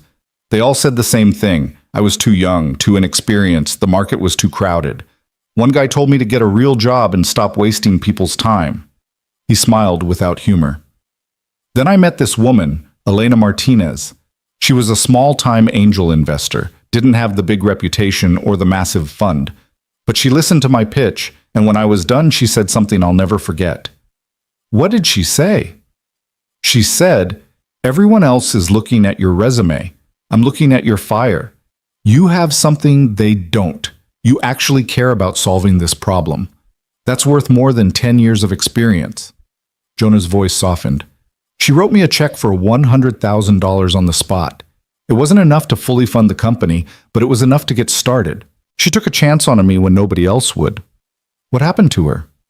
She's still on our board, still one of my closest advisors, and still the person I call when I need someone to tell me the truth instead of what I want to hear. He looked at Arya directly. When I met you in that cafe, when I heard you talk about what you do with resources, I saw that same fire Elena saw in me. You don't just want to help people abstractly, you need to help them because you've been there. That's not something you can teach. That's something you either have or you don't. Arya felt tears threatening. She blinked them back. I won't let you down. I know you won't. But Arya, if you do mess up, and you will, because everyone does, I need you to know it's okay. We'll figure it out together. That's what partners do. They spent another hour working through logistics, setting up meetings with the teams Arya would need to coordinate with, establishing timelines for the first programs to launch. By the time they finished, the rain had stopped, and weak afternoon sunlight was breaking through the clouds. Go home, Jonah said finally. Enjoy what's left of your weekend. Tomorrow we start making this real, but today, just let yourself feel good about what you've created. Arya gathered her things, but paused at the door. Jonah?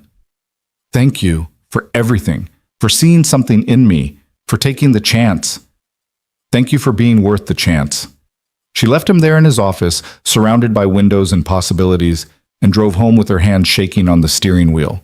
3.2 million, equity in the company, full approval to build everything she dreamed of. It was too much. It was overwhelming. It was perfect. That night, Arya called her mother. She told her everything about the proposal, about Jonah's response, about the budget that would allow them to actually change lives. Catherine cried, which made Arya cry, and they stayed on the phone for 2 hours talking about all the things that were suddenly possible. I'm so proud of you, Catherine said for the 5th time. My baby girl changing the world.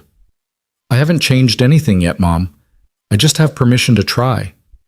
You'll do more than try. You'll succeed. I know you will.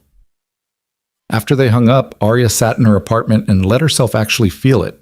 The relief, the excitement, the sheer overwhelming gratitude of being given a chance to do meaningful work.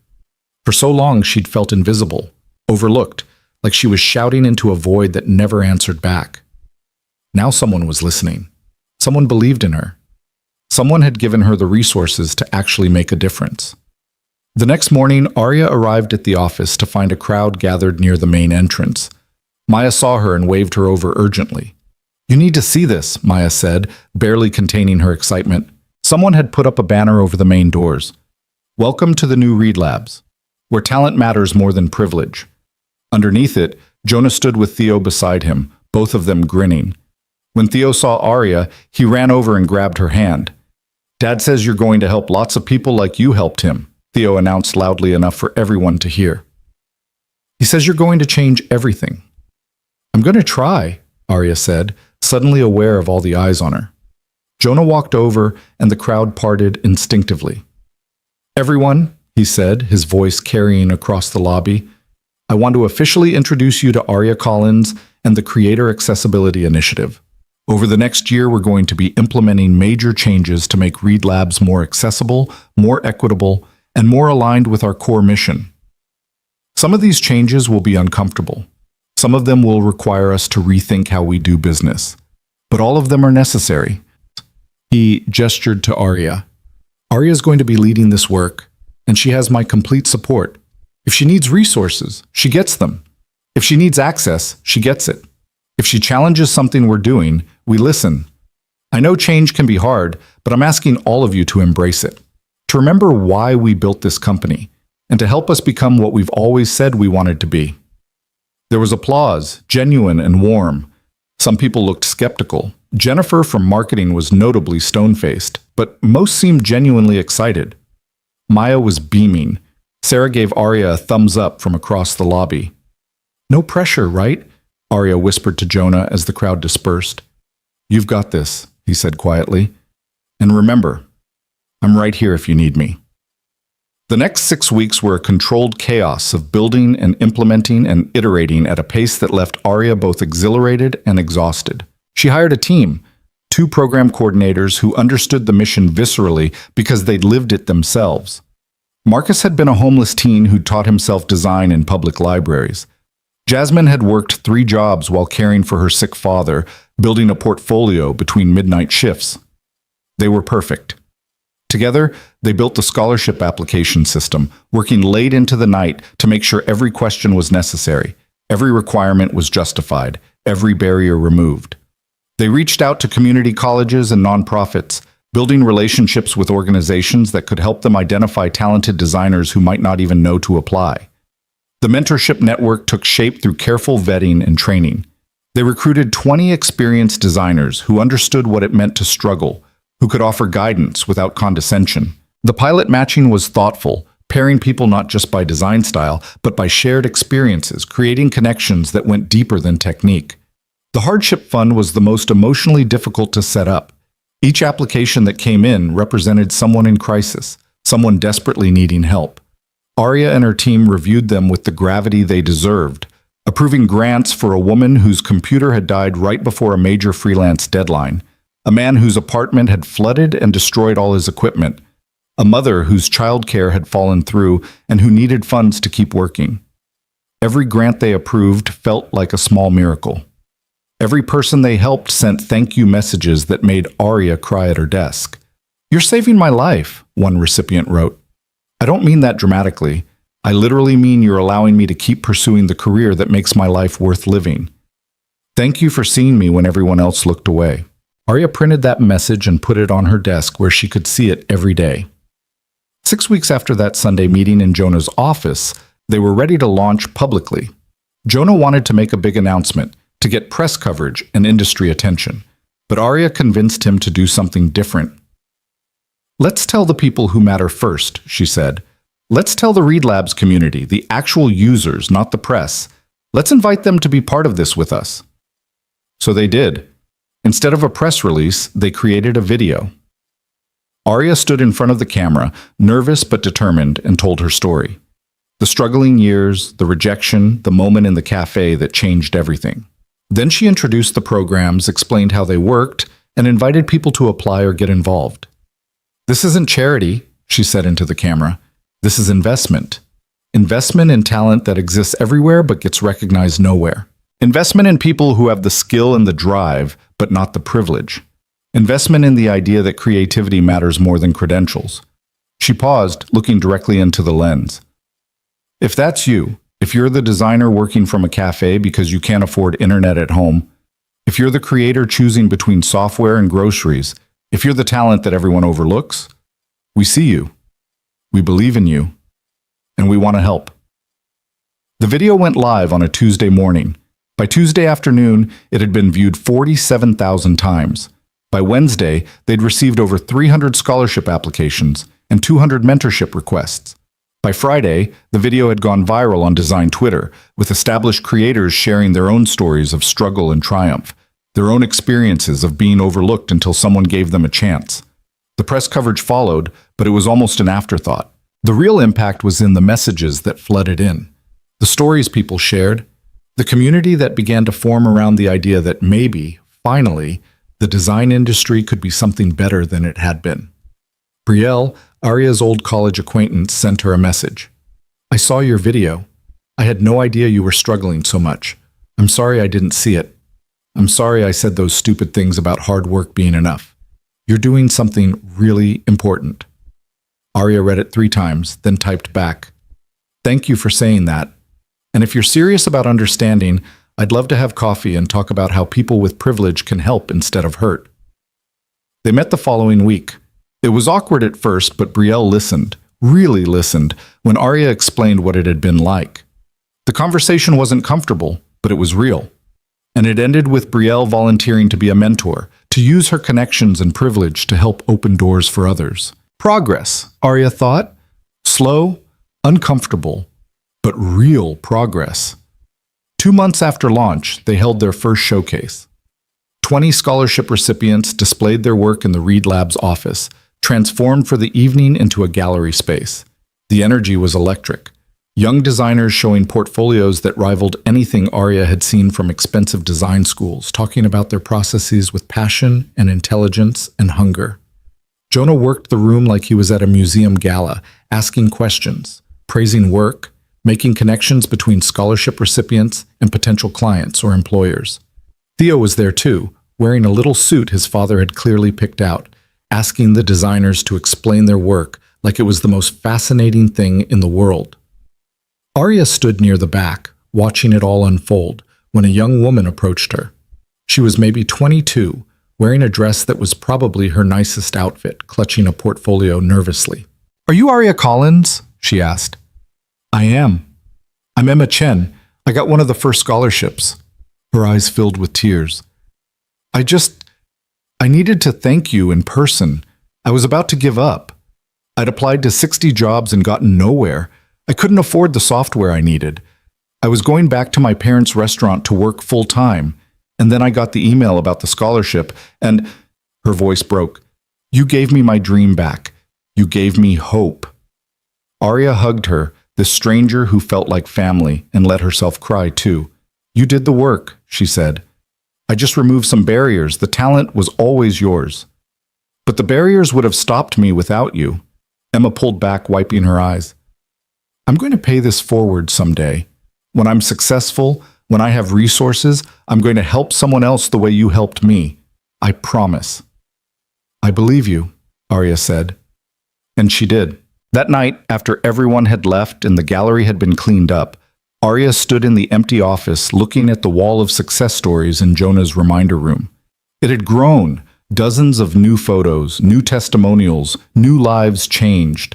They were going to need a bigger wall soon. Jonah found her there, Theo asleep on his shoulder, the boy's dress shoes dangling.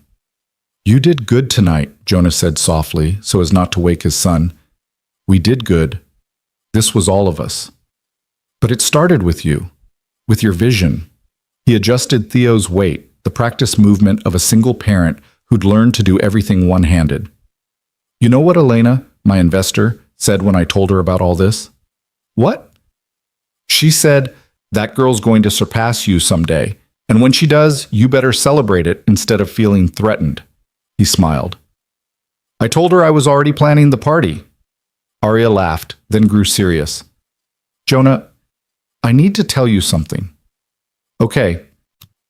"That day in the cafe, when you asked me about the $10 million, when you tested me to see if I was different from everyone else," she paused. "It wasn't a test for me.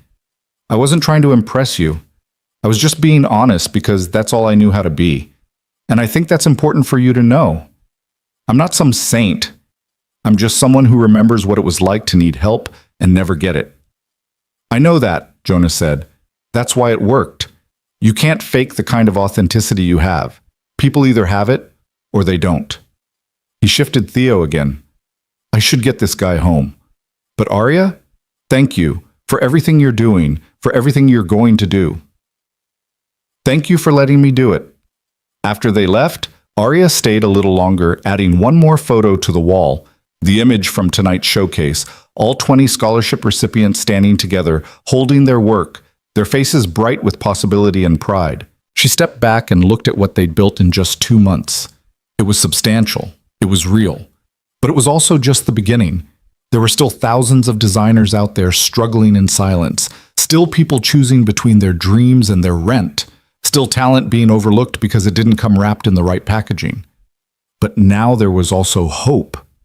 Now there was proof that things could change. Now there was a roadmap for how to build something better. Arya pulled out her phone and sent a message to her team. "Tomorrow, we start planning year 2. Think bigger. We're just getting started." Marcus responded immediately. "Hell yes." Jasmine sent a string of fire emojis. Arya smiled, turned off the lights, and walked out into a night that felt full of promise. Somewhere out there, someone was sitting in a cafe with a dying laptop, wondering if they'd ever catch a break, wondering if anyone saw them, wondering if their talent would ever be enough. Soon, Arya thought, soon they'd find out that someone was looking for them, someone believed in them, someone had built a ladder specifically so they could climb. The city light stretched out before her, each one a window into a life she'd never know. But some of those lives, more every day, were being changed by the work she was doing, by the programs she'd built, by the vision she'd had the courage to voice. It wasn't everything, but it was enough. For now, it was enough, and tomorrow they'd make it even better. 3 months into the Creator Accessibility Initiative, Aria walked into the office on a gray Monday morning to find an email that made her blood run cold. The subject line read, "Concerns regarding CAI budget and ROI." It was from the CFO, Richard Hastings, a man she'd met exactly twice and who'd seemed pleasant enough both times. The email was copied to Jonah, Sarah, and half the executive team. Aria's hands shook as she opened it. The message was polite but devastating. Richard had run the numbers on the scholarship program, the hardship fund, and the mentorship network. He'd calculated cost per user, return on investment, and projected revenue impact. His conclusion was clear. The programs were expensive, the financial returns were minimal, and from a pure business standpoint, they couldn't be justified long-term. "I understand the mission-driven value," he wrote, "but we need to be realistic about sustainable growth. I'm recommending we scale back the CAI budget by 60% and refocus on initiatives with clear revenue pathways." 60%. That would gut everything. They'd have to cut the scholarship program in half, eliminate the hardship fund entirely, reduce the mentorship network to a skeleton crew. All the lives they were changing, all the people they were helping, gone, because the numbers didn't add up on a spreadsheet. Aria sat at her desk, reading the email over and over, feeling everything she'd built start to crumble. Around her, the office hummed with its usual Monday morning energy, people arriving with coffee and weekend stories, completely unaware that the program she'd poured her soul into was being threatened. Her phone buzzed. "Jonah, don't panic, meeting at 10, we'll handle this." But how could they handle it? Richard had the numbers, he had the data, he had the fiduciary responsibility to maximize shareholder value. And Aria had, what? Stories, testimonials, the intangible value of changed lives? Marcus appeared at her desk, his face grim. "You saw the email?" "Yeah." "This is bullshit. We're changing lives and they want to talk about ROI?" His voice was tight with anger. "People like Richard don't get it because they've never had to struggle. They've never had to choose between their dreams and their rent." "He's just doing his job," Aria said, though the words felt hollow. "Protecting the company's financial interests." "And who's protecting the people who actually need help?"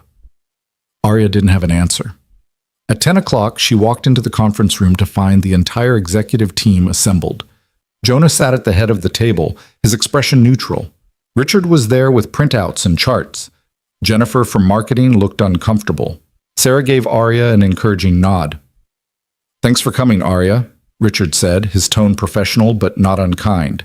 "I know my email was probably upsetting, but I think it's important we have an honest conversation about the financial realities here." "I agree," Aria said, her voice steadier than she felt. "Let's talk about it." Richard pulled up a presentation. Charts showing program costs versus projected revenue. Graphs demonstrating that scholarship recipients weren't converting to paid premium users at the rates they'd hoped. Data indicating that the hardship fund was being utilized more than budgeted, creating sustainability concerns. "The numbers don't lie," Richard said. "In 3 months, we've spent $847,000 on these programs. Our revenue increase from the same demographic is only $23,000. That's a 97% loss on investment. No company can sustain that." "You're measuring the wrong things," Aria said quietly. Richard paused. "I'm sorry." "You're measuring direct revenue from scholarship recipients. But you're not measuring the impact on brand loyalty, on user growth, on the quality of our community. You're not measuring the designers who joined Read Labs specifically because they saw what we were doing. You're not measuring the press coverage, the industry reputation, the talent pipeline we're building. Those are important factors," Richard acknowledged, "but they don't pay the bills." "Don't they?" Aria leaned forward. "Maya, can you pull up the user growth chart for the last 3 months?" Maya, who'd been sitting quietly in the corner, pulled up a different presentation. "Since the CAI launch, we've seen a 34% increase in new user registrations. 61% of those users cited the accessibility programs as a major factor in choosing Read Labs over competitors. User engagement is up 28%. Retention rates have improved by 19%. And this is the big one. Premium conversion among new users is 15% higher than our previous cohort. Richard frowned, studying the numbers. That's significant. But you can't directly attribute all of that to the CAI programs. Can I? Arya asked. Richard, 3 months ago, we were just another design platform. Now we're the platform that actually gives a damn about struggling creators. That reputation has value. It attracts users. It builds loyalty. It creates word of mouth that money can't buy. But the direct costs are an investment in our future. Jonah spoke for the first time, his voice calm but firm. Richard, I understand your concerns. I appreciate you raising them. But you're thinking quarterly returns when we're building something for the long term. With respect, Jonah, we have investors to answer to, shareholders who expect growth. We can't just spend millions on programs that don't generate direct revenue. Yes, we can, because I'm the majority shareholder, and I'm telling you this is what we're doing. Jonah's tone didn't rise, but the steel underneath was unmistakable. Read Labs isn't a company that exists to maximize quarterly profits. It's a company that exists to democratize design. If those two goals conflict, I choose the mission every time. The room went silent. Richard opened his mouth, closed it, opened it again. Jonah, I have a fiduciary duty, and I have a moral duty. To the people we serve, to the community we've built, to the promise we made when we started this company. Jonah stood up, his hands flat on the table. I know you're concerned about sustainability. So am I. But the answer isn't to gut the programs that define who we are. The answer is to find additional revenue streams that support them. Like what? Richard asked, but he sounded more curious now than combative. Arya jumped in. We could introduce an optional pay-it-forward option for premium users. Let them add a small monthly donation that goes directly to the scholarship fund. We could create corporate sponsorship opportunities where companies fund specific scholarships in exchange for talent pipeline access. We could develop premium resources, advanced tutorials, exclusive content, where proceeds support the accessibility programs. She was talking faster now, ideas flowing as quickly as she could articulate them. We could partner with design agencies who need junior talent, creating a placement program that generates revenue while helping our scholarship recipients find jobs. We could license our mentorship model to other platforms, creating a new business line. We could stop. Richard held up a hand, but he was smiling slightly. Okay, I hear you. These are good ideas. Not all of them will work, but some of them might. So what are you saying? Arya asked. I'm saying, let's table the budget cuts for now. Give me 2 weeks to work with you on revenue diversification strategies. If we can find ways to make these programs more self-sustaining, I'm willing to support them. He looked at Jonah. But I still think we need more financial discipline around how we're spending, clear metrics, regular reviews, accountability for outcomes. Agreed, Jonah said. Arya, you okay with that? Arya nodded, relief flooding through her. Absolutely. I want these programs to be sustainable. I don't want them to be something we have to cut when times get tough. The meeting broke up, people filtering out with various expressions of relief or thoughtfulness. Sarah squeezed Arya's shoulder as she passed. Nice work defending your vision. When the room had cleared except for Jonah and Arya, he turned to her with a tired smile. That was close, he said. Too close. Jonah, I didn't realize how much we were spending. I should have been more careful with the budget. I should have... Stop. You were doing exactly what I asked you to do, building programs that actually help people. Richard's concerns are valid, but so is what we're doing. We just need to find the balance. What if we can't? What if it comes down to a choice between being profitable and being good? Jonah was quiet for a moment. Then we figure out how to be both. But Arya, I want you to understand something. When I started this company, I promised myself I'd never become the kind of CEO who prioritizes money over mission. I've seen too many companies lose their soul chasing quarterly returns. That's not happening here. Not as long as I'm in charge. Even if it costs you. Especially if it costs me. What's the point of being successful if you've compromised everything that made success meaningful? He picked up his laptop. Come on. Let's grab coffee and start brainstorming those revenue ideas. If we're going to prove Richard wrong, we need a solid plan. They spent the next 2 weeks working like they were building the company from scratch again. Arya brought Marcus and Jasmine into the planning sessions. Richard joined, surprisingly helpful, once he understood they were taking his concerns seriously. They modeled different scenarios, ran projections, tested assumptions. The pay-it-forward donation option launched first. Within a week, 23% of premium users had opted in, generating an additional $14,000 in monthly revenue earmarked specifically for scholarships. It wasn't huge, but it was a start, and it proved that users wanted to be part of the mission. The corporate sponsorship program took longer to develop, but by the end of the month, they had 3 companies signed on. Tech firms who wanted access to the talent Reed Labs was cultivating, who saw the value in supporting designers from diverse backgrounds. Each sponsorship funded 10 full scholarships, and in return, the companies got early access to hire from the scholarship pool.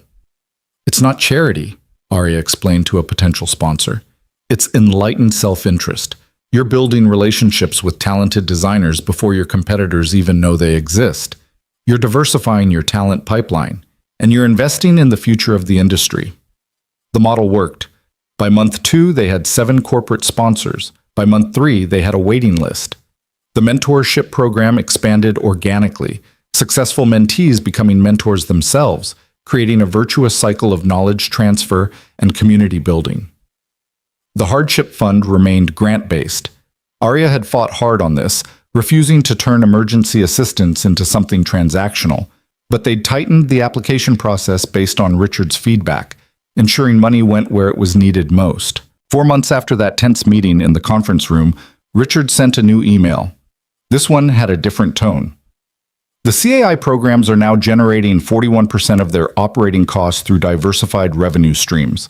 User growth attributable to CAI initiatives has contributed an estimated $2.1 million in new revenue this quarter.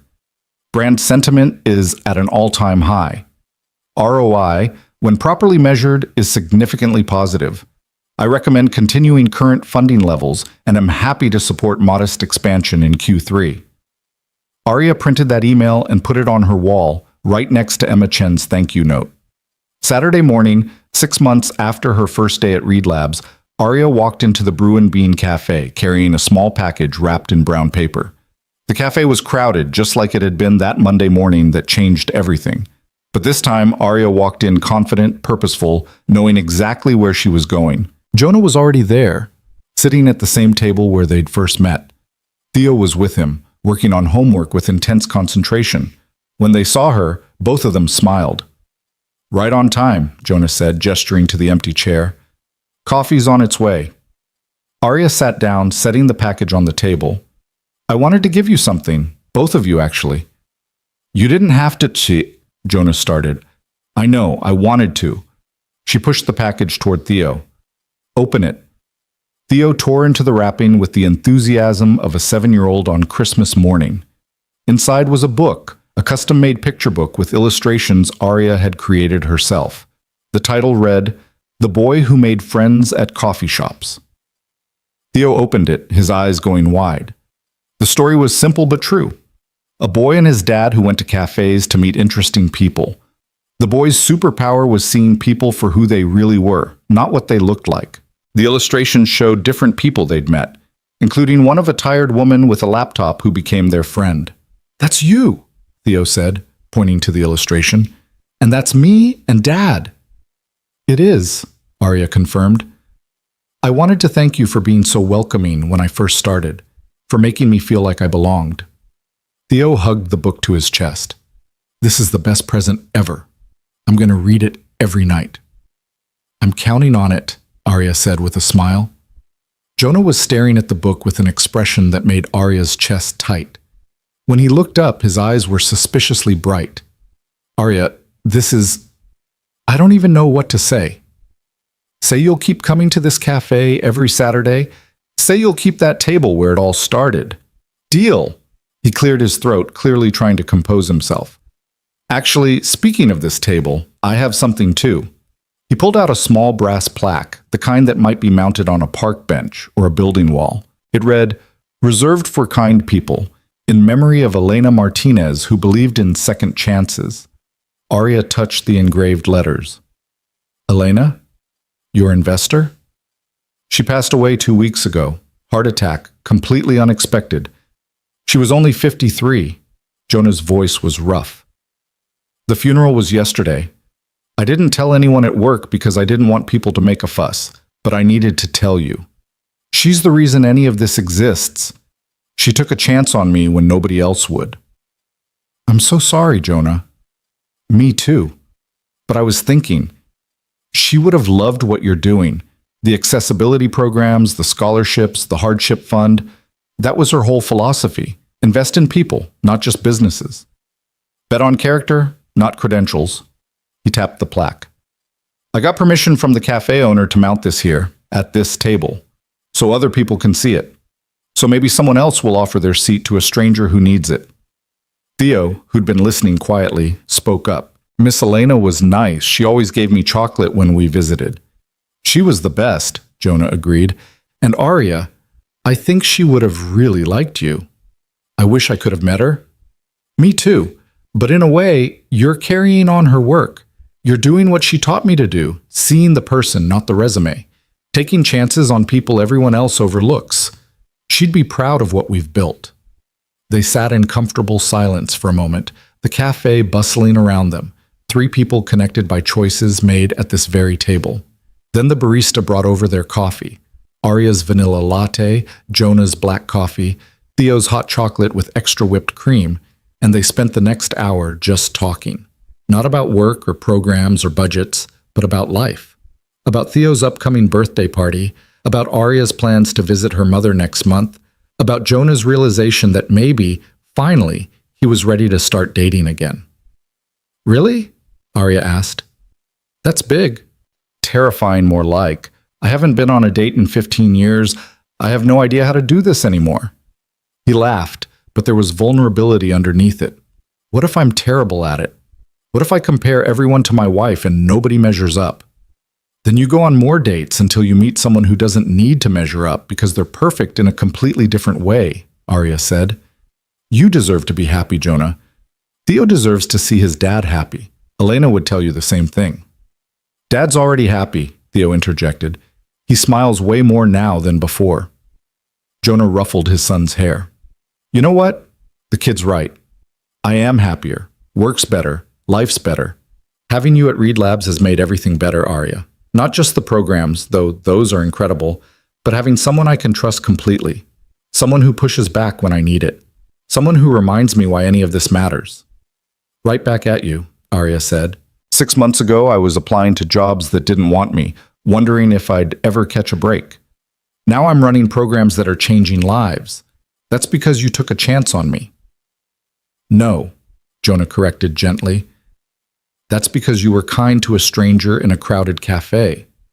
That's because when I asked you what you'd do with money, you said you'd help people. That's because you are exactly who you appeared to be.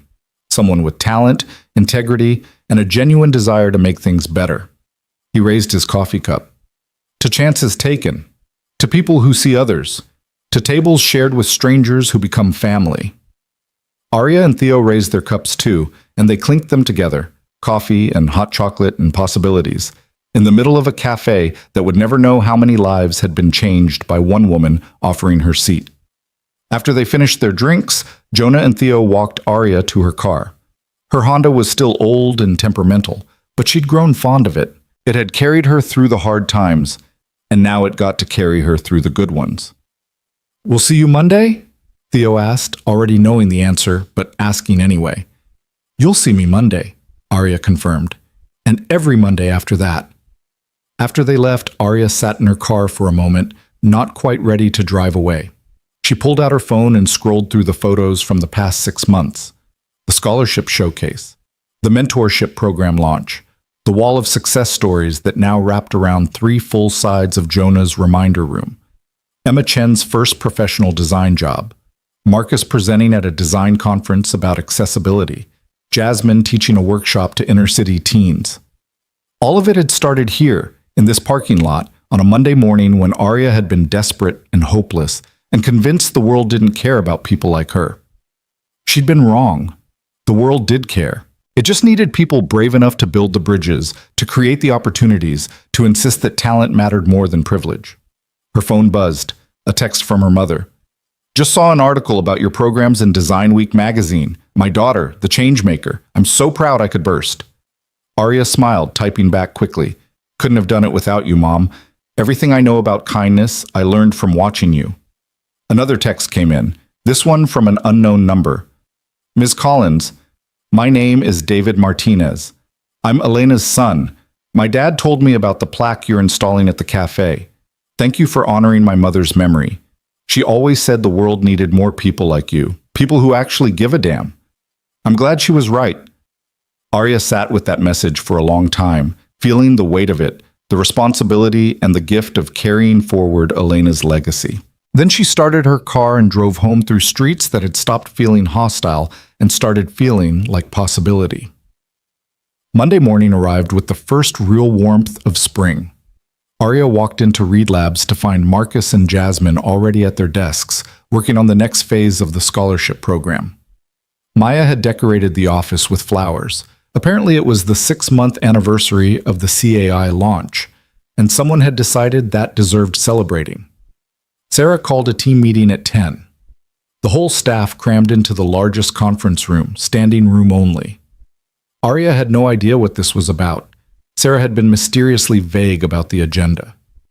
Jonah stood at the front of the room, looking more relaxed than Arya had ever seen him. He waited until everyone had settled, then began. 6 months ago, we made a bet. We bet that if we focused on our mission, if we put people before profits, if we built programs that actually helped struggling creators, it would make us a better company. Not just morally better, actually better, more successful, more sustainable, more true to what we'd always claimed we wanted to be. He pulled up a slide showing the company metrics. User growth, revenue, retention, engagement, every number was up, some significantly. The bet paid off. We're growing faster than we have in 3 years. We're more profitable. We have better talent, better culture, better relationships with our user base. And it's directly attributable to the work Arya and her team have been doing. Applause filled the room. Arya felt her face flush. But here's the thing, Jonah continued.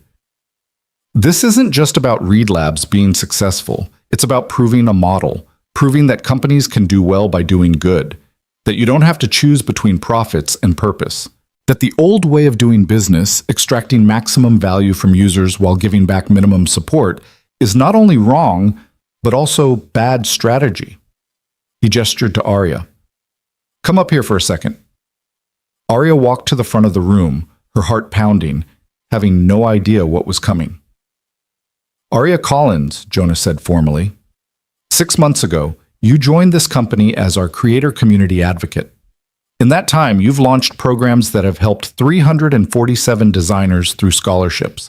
You've distributed $187,000 in hardship grants to people facing emergencies. You've facilitated 212 mentor-mentee relationships.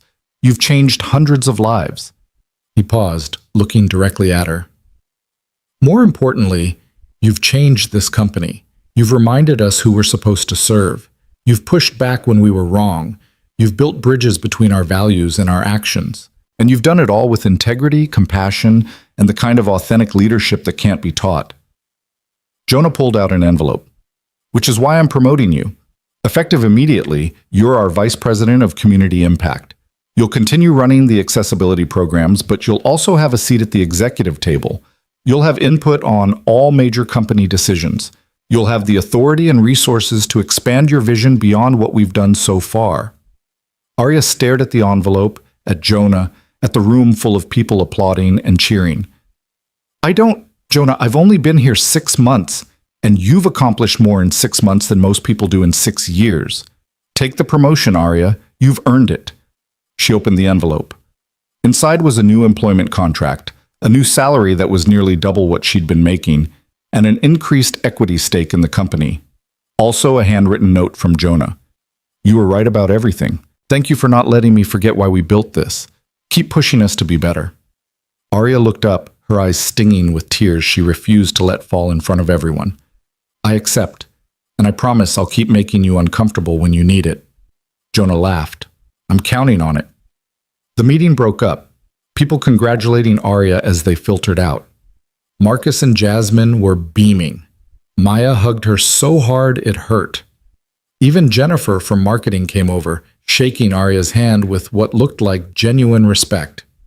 "You were right about the premium tier pricing," Jennifer said quietly. "I was too focused on short-term revenue. I should have listened sooner. I'm glad Jonah promoted you.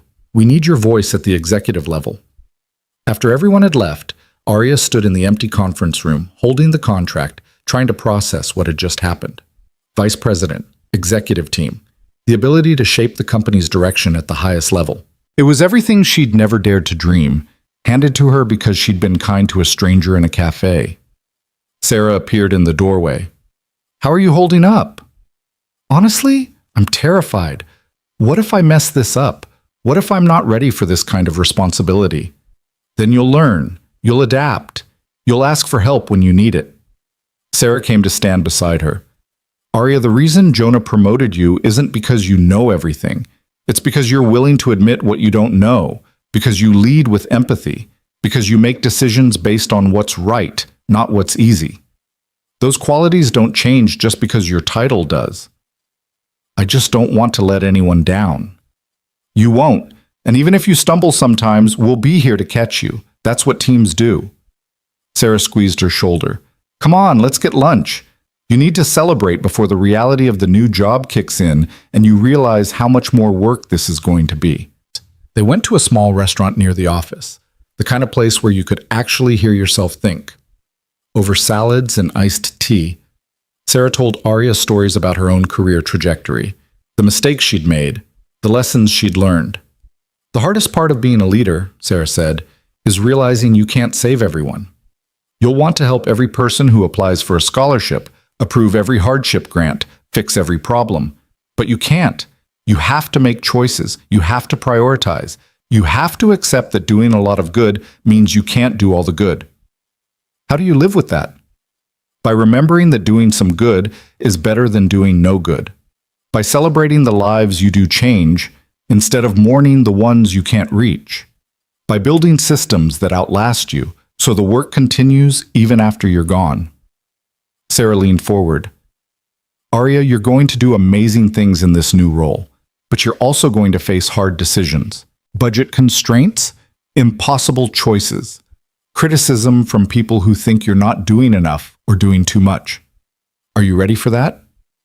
"I have to be," Arya said, "because if I don't do this, who will? If I let the hard parts scare me away, what happens to all the people counting on these programs?" "Exactly, you get it." Sarah sat back. "That's why you're perfect for this job." That evening, Arya drove to her mother's house for the first time in months. She'd been sending money regularly, paying down the medical debt bit by bit over Catherine's protests, but she hadn't visited in person. Work had consumed her. The programs had demanded every spare moment. But tonight felt important. Tonight, she needed to share this with the person who'd taught her what kindness looked like. Catherine opened the door with a gasp of delight, pulling Arya into a hug that smelled like lavender and home. "Baby girl, why didn't you tell me you were coming? I would have made dinner." "I wanted to surprise you, and I have news." They sat at the kitchen table, the same table where Arya had done homework as a kid, where she'd learned to draw while her mother worked double shifts. Arya told her everything, about the promotion, about the expanded budget, about the hundreds of lives they'd changed. "I'm so proud of you," Catherine said, tears streaming down her face.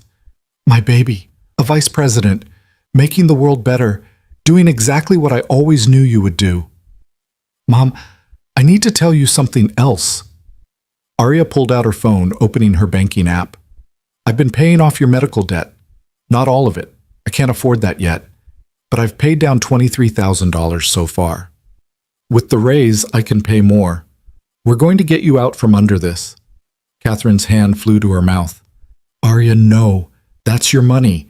You need to save it, invest it, build your own life. I am building my own life. And part of that life includes making sure you don't have to work yourself into the ground, paying for a stroke you didn't ask for." Arya took her mother's hands. Let me do this, Mom. Let me help the person who helped me every single day of my childhood. They cried together, holding hands across the kitchen table. Two women who'd fought through poverty and illness and disappointment to find themselves on the other side of something that looked like triumph. Your father would be so proud, Catherine whispered. Arya's father had died when she was 12, a construction accident that had left them barely scraping by. He always said you were going to change the world. I'm not changing the world, Mom. I'm just trying to help a few people in it. That's how worlds get changed, honey. One person at a time. Arya stayed for dinner, helping her mother cook pasta and talking about everything and nothing, about Theo and his dinosaur obsession, about Jonah and his journey as a single parent, about the cafe where it all started, about Elena Martinez and her belief in second chances. I wish I could meet this Jonah person, Catherine said as they did dishes together. He sounds special. He is. He's also still grieving his wife, still figuring out how to be both a father and a CEO, still learning that it's okay to need help sometimes. Sounds like someone else I know, Catherine said with a knowing smile. I'm getting better at that. Asking for help, I mean. Good, because you can't do everything alone, no matter how much you want to. Driving home that night, Arya felt the full weight of the past 6 months settle over her. She'd gone from desperate and overlooked to successful and respected. She'd built programs that mattered.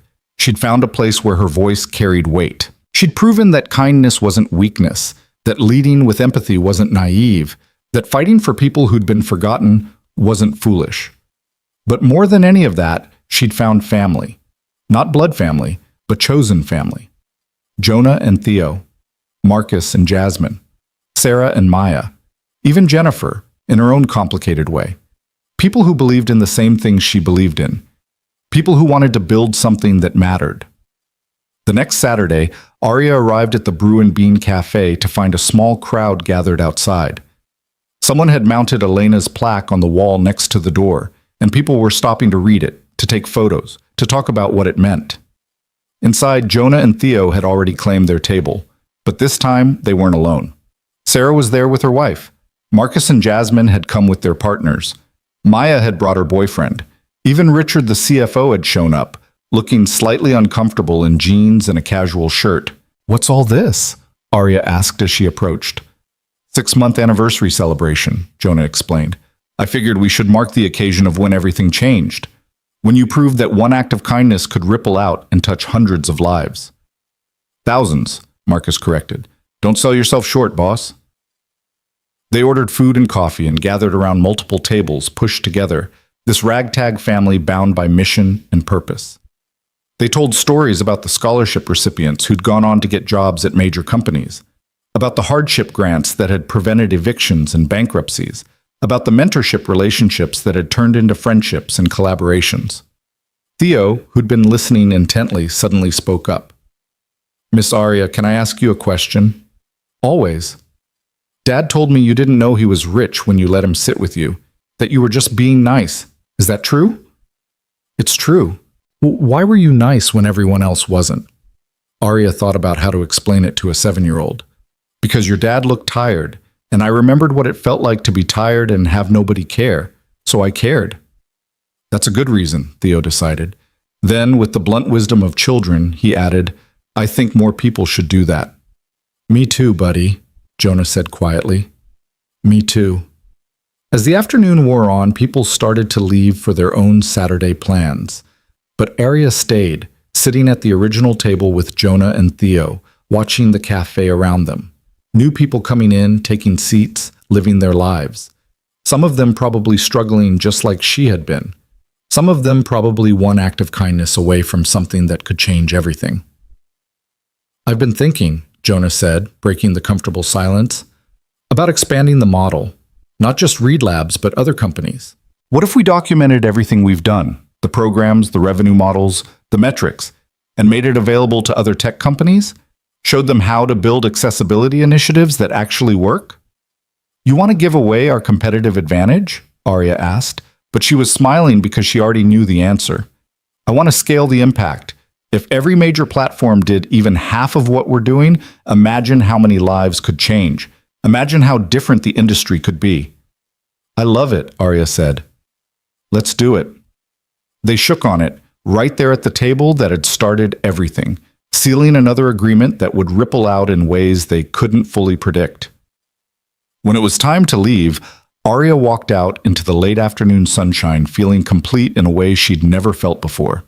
She had work that mattered, people who believed in her, a future that looked bright instead of bleak, and the knowledge that none of it had happened because she was special or chosen or destined for greatness.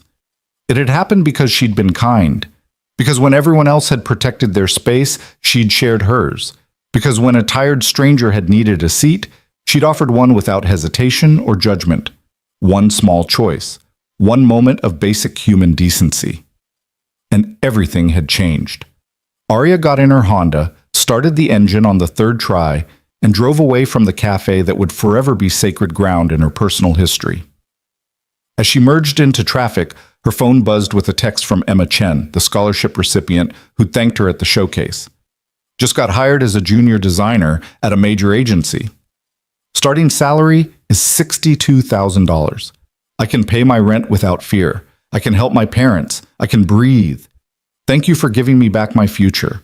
I won't forget what you did, and someday I'll pay it forward. Arya pulled over to read the message properly, tears blurring her vision. This was why.